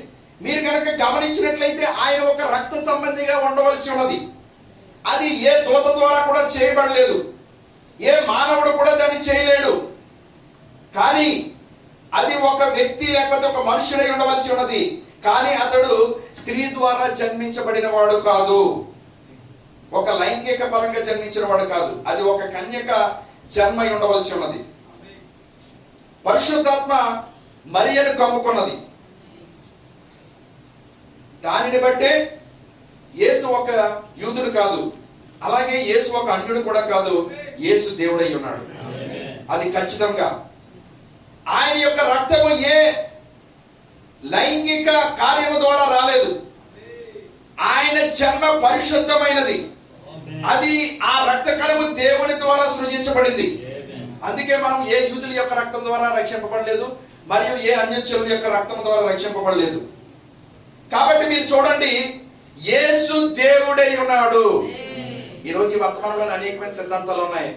యేసు దేవుడు కాదు, కానీ యేసు దేవుని యొక్క కుమారుడై ఉన్నాడు. వాళ్ళకి అర్థం కాదు పాపం, మనం ఎన్ని చెప్పినా మనం వాళ్ళని అర్థం చేసుకోలేము. ఎందుకంటే యేసు ఒక మానవ రక్తం ద్వారా జన్మించలేదు, ఒక యూదుల రక్తం ద్వారా జన్మించలేదు. కానీ యేసు దేవుని యొక్క రక్త కణము మరియలో పెట్టబడ్డాడు. కాబట్టి ఆ రక్త కణమే దేవుడై ఉన్నాడు. కాబట్టి ఆ దేవుడే మానవ శరీరంలో ఈ భూమి మీదకి వచ్చాడు. అందుకే యేసు దేవుడై ఉన్నాడు. So he was not a third person or fourth person. కాబట్టి ఆయన 3వ వ్యక్తి కాదు, 4వ వ్యక్తి కాదు, 2వ వ్యక్తి కూడా కాదు. He was the person. అది ఆ దేవుడే స్వయముగా ఒక మానవ శరీరంలో ఉన్నాడు. He was God. ఆయన దేవుడై ఉన్నాడు. ఆయనే ఇమ్మానుయేల్ అయి ఉన్నాడు. దేవుడు తన మహిమ నుండి కిందకు వస్తున్నాడు. ఇప్పుడు చాలా గమనించండి నా సహోదరులారా. I love that story. ప్రభు చెప్తున్నారు, నేను నిజంగా ఆ స్టోరీని ఇష్టపడుతున్నానని చెప్తున్నాడు. దేవుడు మానవ శరీరంలో దిగి రావడం నిజంగా అద్భుతమైన ప్రణాళిక. అది ఆ బూత్ క్లిబన్ ఒక అందమైన ఒక కీర్తన ఒక పాటలో రాశాడు. అది మీరు ఇంటికి వెళ్ళిన తర్వాత చదువుకోండి. దేవుని కృపను బట్టి దేవుడు మీకు దాన్ని అర్థం చేయాలని నేను నమ్ముచున్నాను. 7 సంఖ్యలకి 7 ముద్రలకి మధ్య ఎడమైన 136 దాంట్లో ఉంటుంది. That's the one met the requirement. ఆయన మాత్రమే దేవుడికి కావలసిన దాన్ని అన్ని కూడా ఆయనలోనే సమకూర్చబడ్డాయంట. అంటే ఆయనలోనే దొరికాయంట. అంటే దేవుడు తాను ఏదైతే ఒక మనుష్యుడి నుండి ఆశిస్తున్నాడో అవన్నీ కూడా యేసుక్రీస్తు రూపంలో దొరికాయంట ఆయనకి. నేను ఏదైతే అనుకుంటున్నానో అదిగో అన్ని కూడా ఈ మానవుల్లో ఉన్నాయి. Grace produced the person of Jesus Christ. కృపే యేసుక్రీస్తు అనే వ్యక్తిని ఉత్పత్తి చేసింది, మనందరికీ తెలుసు. And we find this book now. మరియు అలాగే కృప వచ్చి యేసుక్రీస్తును ఉత్పత్తి చేసింది కాబట్టే, అంటే యేసుక్రీస్తు వచ్చాడు కాబట్టే ఈ గ్రంథం మన దగ్గరికి వచ్చింది. అంతేనండి. ఎప్పుడైతే మొదటి దేవుని కుమారుడైన ఆదాము ఆ పాపంలో పడిపోయాడో, ఆ ఆదాముకి ఇచ్చిన ఈ గ్రంథము మళ్ళీ తిరిగి అసలైన యజమాని వద్దకు వెళ్ళిపోయింది. అంతేనండి. అయితే మళ్ళీ ఆ కడపటి ఆదాము, 2వ ఆదామైన యేసుక్రీస్తులో దేవుడు ఏదైతే కోరుకున్నాడో అవన్నీ ఆయనలో నెరవేరాయి, లేకపోతే ఆయనకు దొరికాయి. కాబట్టి ఇప్పుడు దేవుడు ఆ మనుష్యుల్లో నుండి దేవుడు ఏదైతే చేయాలనుకున్నాడో ఆ ప్రణాళికను అంతటిని కూడా నెరవేర్చుకోగలిగాడు. అందుకే కృప యేసుక్రీస్తు అనే వ్యక్తిని ఉత్పత్తి చేసిందంట. హల్లెలూయా. అందుకే మనం ఈ పుస్తకాన్ని కనుగొని ఉన్నాం. ఎందుకంటే ఆయన వచ్చి రక్తం చిందించాడు కాబట్టి ఆ పాపాన్ని, ఏదైతే మానవ జాతి పాపానికి అమ్మివేయబడిందో, దేవుడు తన కలువరి శిలువలో రక్తాన్ని చిందించడం ద్వారా పాపం తీసివేయబడింది. కాబట్టి మళ్ళీ తిరిగి మనం పరిశుద్ధంగా మారగలిగాం. కాబట్టి ఈ గ్రంథం మళ్ళీ తిరిగి ఆ పరిశుద్ధమైన చేతికి దిగొచ్చింది. And we find this book now. God stretched his tent. అంటే దేవుడు ఈ కార్యము చేయడానికి దేవుడు ఏం చేశాడంటే దేవుడు తన గుడారాన్ని సాగదీశాడంటండి.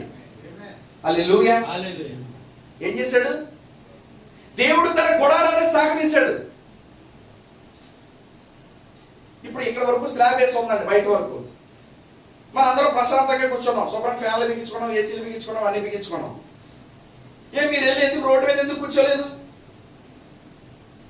చెప్పండి? అక్కడ రోడ్డు కూడా ఖాళీగానే ఉంది కదా. మరి రోడ్డు మీద ఎందుకు కూర్చోలేదు మీరు అందరూ వెళ్ళి? బ్రదర్ అక్కడ కూర్చోవచ్చు కదా, గాలి కూడా వేస్తుంది, అంతే కదా. మరి వెళ్ళి ఎందుకు అక్కడికి ఎందుకు కూర్చోలేదు? అక్కడ మన పైగా గుడారం ఏమీ లేదు కాబట్టి వర్షం వస్తే తడిసిపోతాం, ఎండ వస్తే ఎండిపోతాం. అంటే ఆ స్థలాన్ని మనం ఉపయోగించుకోవాలంటే, అంటే ఆ స్థలం పనికిరాంది కాదు. ఇప్పుడు మీరు తీసుకెళ్ళి ఒక బయట నుంచి ఒక టెంట తీసుకెళ్ళి అక్కడ వేయండి, అక్కడ కూర్చున్న నలుగురు సహోదరులు ఇలాంటి ఎట్లా కూర్చుంటారు, ఎందుకంటే చక్కగా గాలి వస్తుంది మంచిగానే అని చెప్పి. అంటే ఆ స్థలం ఉపయోగంలో లేదు అని కాదు, కానీ దానిపైన గుడారం అక్కడ లేదు కాబట్టి. అంటే దేవుడు ఒక దాన్ని ఉపయోగించుకోవాలి అని అంటే దేవుడు మొట్టమొదటిగా ఏం చేయాలంటే అక్కడ వరకు ఆ గుడారాన్ని సాగదీయాలి. దయచేసి నా ప్రియ సోదరి సోదరులు అర్థం చేసుకోండి చాలా, ఎందుకంటే ఇది యుద్ధ రంగమై ఉన్నది. వాడు ఏ రకంగా యుద్ధం చేస్తున్నాడో ఇటువైపు కూడా అదే రకమైన యుద్ధం జరుగుతుంది. హల్లెలూయా. God stretched his tent, come from God to become a man. అంటే ఆయన దేవుడు తన గుడారాన్ని సాగదీశాడు కాబట్టి యేసుక్రీస్తు అనే వ్యక్తి దేవుని దగ్గర నుండి వచ్చి ఒక మానవుడిగా మారాడంటే, అంటే దేవుడు ఒక మానవుడిగా మారడానికి ముందు ఆయన ఏం చేశాడంటే తన గుడారాన్ని సాగదీశాడు అక్కడ. ఎందుకంటే దేవుడు అక్కడ ఆ శరీరాన్ని లేకపోతే ఆ స్థలాన్ని ఉపయోగించుకోనబోతున్నాడు కాబట్టి. హల్లెలూయా. హి చేంజ్డ్ హిస్ స్ట్రెయిన్. అంటే ఇలాగ దేవుడు మానవుడిగా మారడానికి దేవుడు తన స్ట్రెయిన్ చేంజ్ చేసుకోవాల్సి వచ్చిందంటండి. ఈ మాట ఎక్కడో విన్నట్టుంది. ఏంటి? దేవుడు దేవుడిగా ఉండి మానవుడిగా మారడానికి స్ట్రెయిన్ చేంజ్ చేసుకుంటున్నాడా?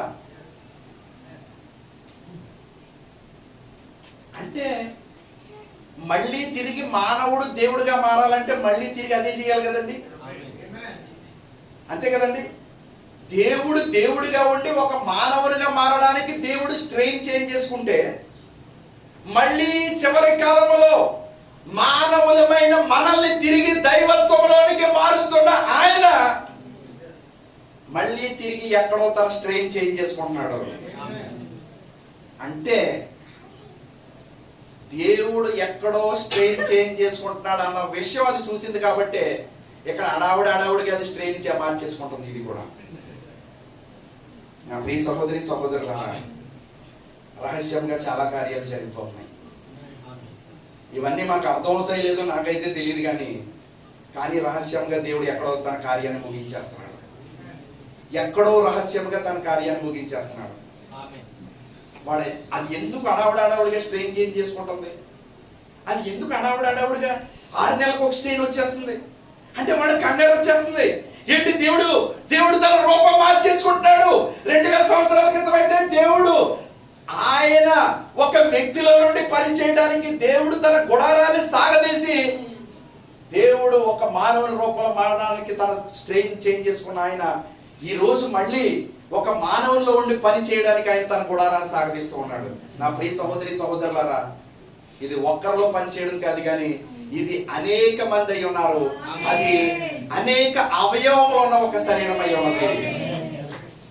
అది నాలో పనిచేయడం కాదు, నీలో పనిచేయడం కాదు, ఏదో అది నా ఒక్కళ్ళలోనే పనిచేయడం కాదు, నీ ఒక్కళ్ళలోనే పనిచేయడం కాదు, కానీ ఇది ఒకే శరీరంలో అనేక అవయవముల్లో ఒకేసారి పని చేయడం అయి ఉన్నది. ఇది మర్చిపోతున్నాం మనం. ఒక్కళ్ళలోనే పనిచేయడం అనుకుంటున్నాం, కాదు. ఒకే శరీరంలో వన్ మెంబర్ బాడీ మీన్స్ అంటే one body many members. So ఈ అనేకమైన అవయవములు ఉన్న ఒక్క శరీరము ఒక్కటిగా పనిచేయడం. హల్లెలూయా. మరి కంగారుగా వాడు స్ట్రెయిన్ చేంజ్ చేసేసుకుంటున్నాడు, బాగానే ఉంది. ఎందుకంటే వాడు ఎక్కడో చూస్తున్నాడు. ఈ కనబడిన యుద్ధం ఎక్కడో ప్రారంభం అయిపోయిందని వాడు చూస్తున్నాడు, కాబట్టి వాడు కూడా యుద్ధం మొదలు పెట్టేశాడు. వీళ్ళకి అర్థం కావట్లేదు పాపం, ఎందుకంటే లోకానికి ఎలాగ అర్థం కాదు, అంతే కదండి. అది ఎందుకు రూపం మార్చుకుంటుందో, మార్చుకున్న దానికి పేర్లు పెడుతున్నారు అంతే వాళ్ళు.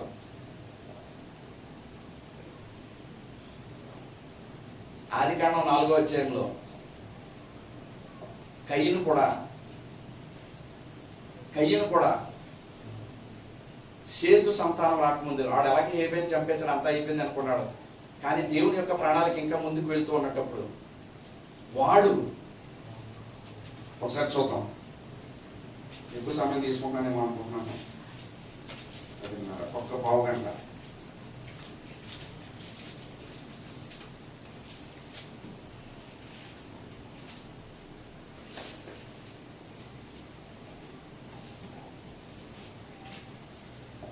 నాలుగో అధ్యాయం 16వ వచనం. అప్పుడు కయ్యను యెహోవా సన్నిధి నుండి బయలుదేరి వెళ్లి ఏదెనుకు తూర్పు దిక్కున నోదు దేశంలో కాపురం ఉండెను.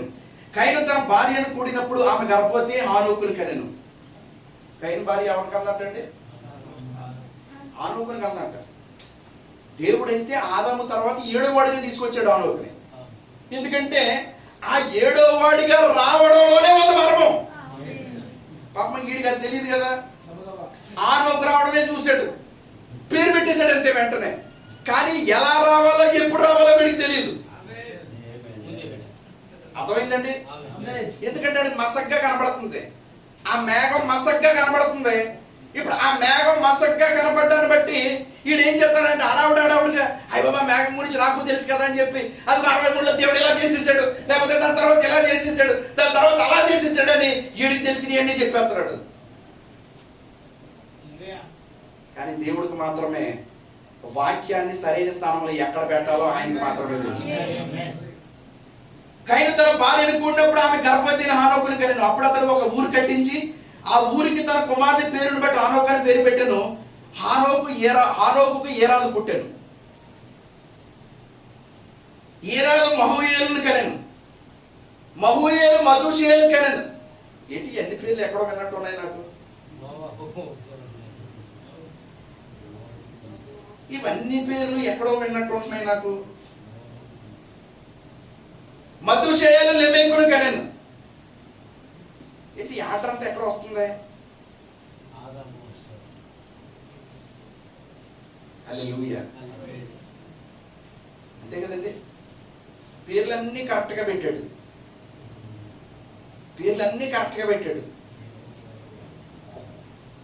కానీ ఎలా పెట్టాలో తెలియదు అంతే అడిగి. హల్లెలూయా. నా ప్రియ సహోదరుడు సహోదరి, దేవుడు మన పైన అద్భుతమైన కృపను చూపించును గాక. ఎందుకంటే మనం ఎంత చివరి కాలంలో ఉన్నామంటే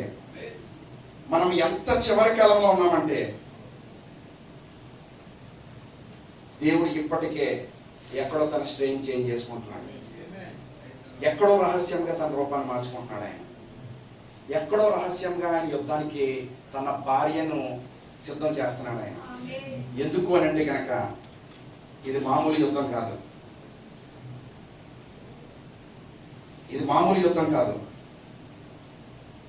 ఇది ఎవరితో చేయవలసిన యుద్ధం అంటే అత్యున్నతమైన పర్వతం మీద ఆశీనువై ఉండి కొండ సందులో నివసించువాడా నన్ను కిందకి పడదోయగలవాడు ఎవడని అనుకునేవాడా.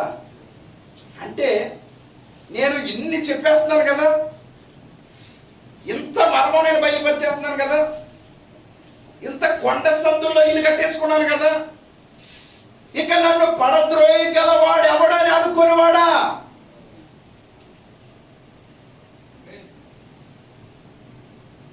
నీ హృదయపు గర్వము చేత నీవు మోసపోతుంది.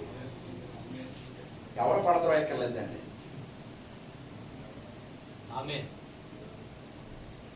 అంతేనండి. మనిషి చచ్చిపోతే 72 గంటలలోపు మనిషి శరీరం ఉండదు. అయిపోయి మనిషి చచ్చిపోయాడు కదా, మనం బాక్స్లో పెట్టేస్తే ఈడు ఏమైపోతాడో, మళ్ళీ ఆ మట్టి అయిపోతాడో లేదు అని చెప్పేసి ఒక ప్యాకెట్ పురుగులు తెచ్చి అందులో పడేస్తాడండి ఎవడన్నా. ఒక ప్యాకెట్ పురుగులు తెచ్చి అందులో పడేస్తాడండి. పడేయవలసిన అవసరం లేదు, లోపలే ఉన్నాయి. టైం బయటకు వస్తాయి అంతే, టైం బయటకు వస్తాయి అంతే. ఆదిలో పరలోకంలో కూడా అదే జరిగింది. ఆదిలో పరలోకంలో కూడా అదే జరిగింది. ఆ దినము వరకు కూడా ఒకసారి చదువుదాం, అది ఒకసారి చదువుదాం. యెషయా గ్రంథంలో ఉంటుందండి.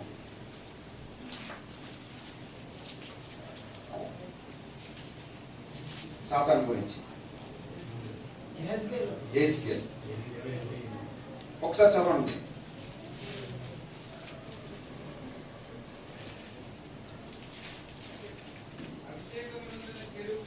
Yes. Yes.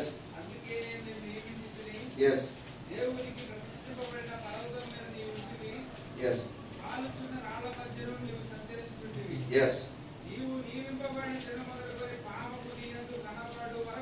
నీవు నియమింపబడిన దినము మొదలుకొని పాపము నీ యందు కనబడే వరకు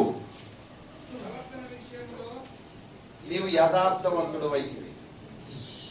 పాపం అంటే ఏంటో కాదండి, గర్వము. హల్లెలూయా. అందుకని చెప్తున్నాడు, నిన్ను అల్పునిగా చేసి తిని, నిన్ను తృణీకరించబడిన వాడిగా చేసి తిన్నాను. కానీ నువ్వేమో పైకి ఎగిరే కోల్ది ఏం చేస్తున్నావండి? ఏం చేస్తారు? ఏం చేస్తారండి? హల్లెలూయా.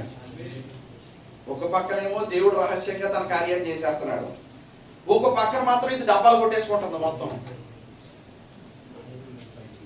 అదిగో నాకు తెలుసు, నాకు తెలుసు, ఇదిగో నేను పేరు పెట్టేశాను, ఇదిగో ఇది డెల్టా, లేకపోతే ఇది ఒమిక్రాను, లేకపోతే ఇంకోటేమో అది, ఒకటి ఇది అని చెప్పేసాను అనుకుంటున్నారు. హల్లెలూయా.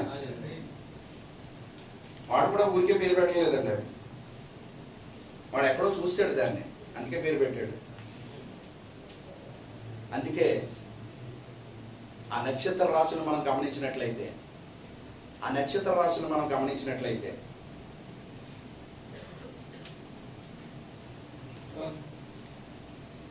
అక్కడ ఆ కాపరి హెడ్స్ అది అక్కడ ఉంటుంది, దాంట్లో కొన్ని నక్షత్రాలు ఉన్నాయి. తర్వాత ఈ యొక్క కరోనా కాన్సలెంట్ ఉంది, అంటే ఈ కరోనా నక్షత్ర రాశి ఉంది, అక్కడ కొన్ని నక్షత్రాలు ఉన్నాయి. తర్వాత సర్పము అంటే అంటే ఈ యొక్క కాపరి ఆ యొక్క నక్షత్ర రాశి నుండి ఆయన అక్కడ ఆ నక్షత్ర రాశిని సర్పం యొక్క నక్షత్ర రాశికి తీసుకెళ్ళిపోవడానికి ముందు, అంటే ఆ మధ్యలో ఎక్కడో చిన్నగా కరోనా నక్షత్ర రాశిలో ఎవరికో కిరీటం పెట్టేస్తున్నాడు ఆయన.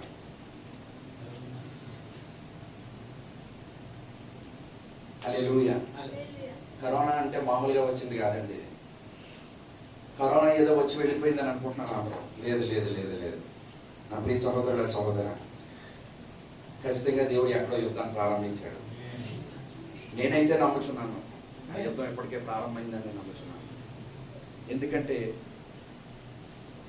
ఆ యొక్క ఏసావు కొండకు తీర్పు తీర్చవలసిన ఆ రక్షకులు సీయోను కొండ మీద ఎప్పటికే పుట్టి ఉన్నారు. హల్లెలూయా.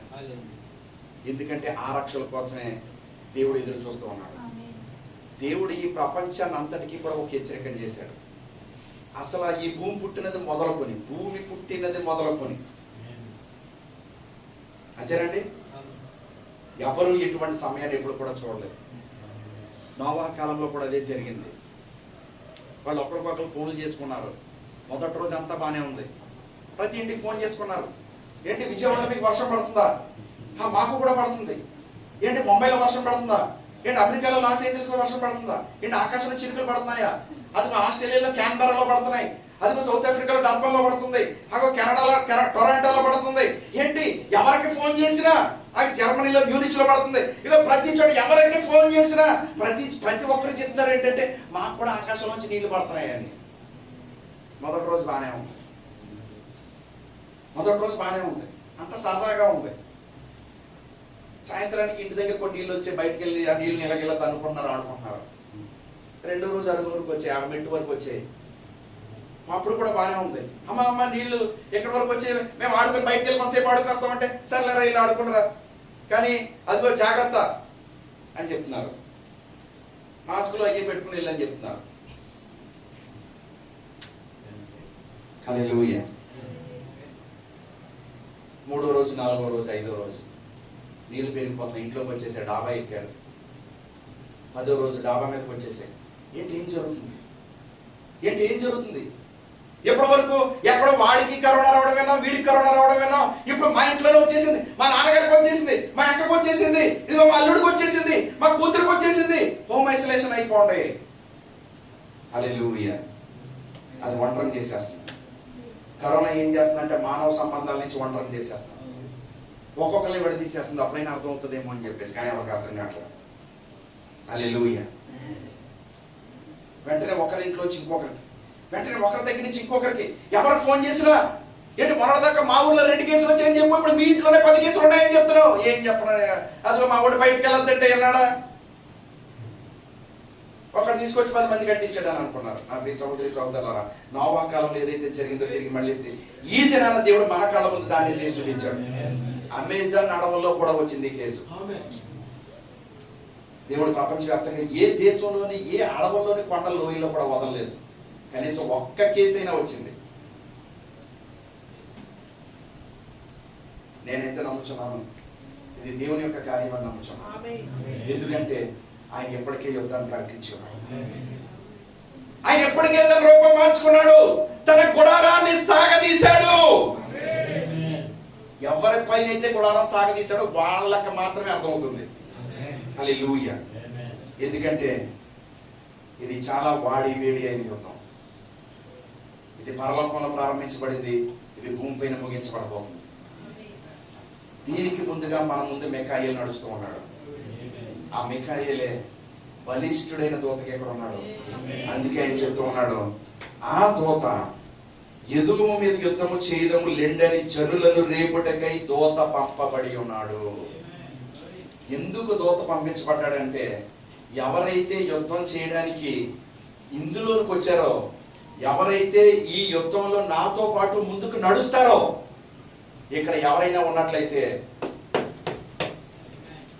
రండి వెళ్దాం, యుద్ధానికి వెళ్దాం, రండి యుద్ధానికి వెళ్దాం. 63లో దూత వచ్చి ప్రకటిస్తున్నాడు ఆయన. ఆ బలిష్ఠుడైన దూత ఎందుకు వచ్చాడంటే, అమ్మ పెళ్లి కుమార్తె అంటే హనీమూన్గా తీసుకెళ్లేది. హనీమూన్ తర్వాత సాధారణంగా పెళ్లి అయితే ఏం చేస్తామంటే ముందు హనీమూన్కి వెళ్తారు, తర్వాత గొడవలు పెట్టుకుంటారు. అంతేనండి. కానీ మన దేవుడు అటువంటి దేవుడు కాదు. ఆయన హనీమూన్కి తర్వాత తీసుకెళ్తాడు. ఎందుకంటే నీ గుణ లక్షణాన్ని పరీక్షించేది యుద్ధ రంగంలోనే. ఇక్కడ తెలిసిపోతావు నువ్వు ఆయన వాడువా కాదని. అబ్బా గబగబా పెళ్లి డ్రెస్ వేసుకుని అబ్బాబా నేను కూడా నీతో పాటు వచ్చేస్తాను, అదిగో నేను చేయి పట్టేసుకుంటాను పెళ్ళి అని అనుకుంటావేమో. ఆయన చెప్తున్నాడు, అత్యున్నతమైన సింహ కొండల్లో నివసించేవాడా, ఇక్కడికి వచ్చి నువ్వు యాక్ట్ చేయడానికి పనిచేయదు ఇది. ఎందుకంటే this is the third pull. ఇక్కడ అనుకరణ ఉండదు, ఇక్కడ నువ్వు నటించలేవు. ఎందుకంటే ఇది వాక్యమై ఉన్నది. దేవుడి పరిశుద్ధ వాక్యాన్ని దీవించండి. సమయాన్ని మాస్టర్ గారికి అప్పగిస్తూ ఉన్నాను. నా ప్రియ సహోదరి సహోదరులారా, దయచేసి చిన్న వాక్యాన్ని మీరు ధ్యానించండి. ఎందుకంటే దేవుడు ఎప్పటికే ఎక్కడో తన కార్యాన్ని ప్రారంభించాడు. అందుకే వాడు కంగారు పడిపోతున్నాడు. వాడు తన రూపాన్ని మార్చేసుకుంటున్నాడు, తన స్టైల్ మార్చేసుకుంటున్నాడు, వాడు గబగబా పేర్లు పెట్టేసుకుంటున్నాడు. నేను మీకు అదే చెప్పాలనుకుంటున్నాను. ఎందుకంటే ఆ కరోనా నక్షత్ర రాశి దగ్గరికి వెళ్ళినప్పుడు అందులో 8 నక్షత్రాలు ఉంటాయి. ఆ 8 నక్షత్రాల పేర్లే ఈ డెల్టా, ఒమిక్రాన్, ఇవి. మీరు ఇంటికి వెళ్ళి చూసుకోండి కావాలంటే. హల్లెలూయా. వాడు కంగారు పడిపోతున్నాడు, వాడు అక్కడ ఏదో జరగబోతుందని కంగారు పడిపోతున్నాడు. కానీ నిజంగా ఎవరైతే కంగారు పడాలో వాళ్ళు మాత్రం అమ్మయ్య ఏసీ వేశారు బాబు, అసలు ఇక్కడ కూర్చోలేకపోయేవాడిని అనుకుంటున్నారు. కుంభప్రసాద్ గారికి థ్యాంక్స్, ఎందుకంటే ఏసీ వేశారు. అంతే కదా బ్రదర్, చల్లగా ఉంది. నా ప్రియ సహోదరి సహోదరులారా, ఏసీ ఉందా ఫ్యాన్ కోసమో, లేకపోతే కుర్చీ మీద కూర్చోవడానికో, లేకపోతే ఇంకో దానికోసమో, ఇది ఆ కాలం కాదు. మీరు నమ్మినా నమ్మకపోయినా బహుశా రేపు ఉదయ కాలానికే మనం ఇక్కడ ఉండకపోవచ్చేమో, చెప్పలేము. ఎందుకు హఠాత్తుగా దేవుడు నన్ను ఇక్కడ నిలబెట్టాడో కూడా నాకు కూడా తెలియదు. నేనైతే నమ్ముచున్నాను,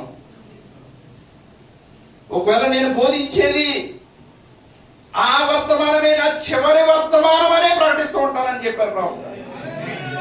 హల్లెలూయా. ఆ దూత ఇక్కడే ఉంది. ఆ దూత ఆ ఎదురు మీద యుద్ధము చేయవారిని రేపుతూ ఉన్నది. ఎవరైతే యుద్ధము చేయడానికి సిద్ధపడ్డారో వాళ్ళు లేండి, వాళ్ళు లేండి, ఇదే సమయం, నిలబడండి అని చెప్తుంది. ఒకవేళ ఎవరైతే దానికి సిద్ధపడి ఉన్నారో, ప్రభువా ఆ ఒక్కడి నేనైతే ఆ ఒక్కడి నేనే, ఆ ఒక్కడి నేనే, మనము కాదు. దేవుడి వాక్యాన్ని దీవించును గాక.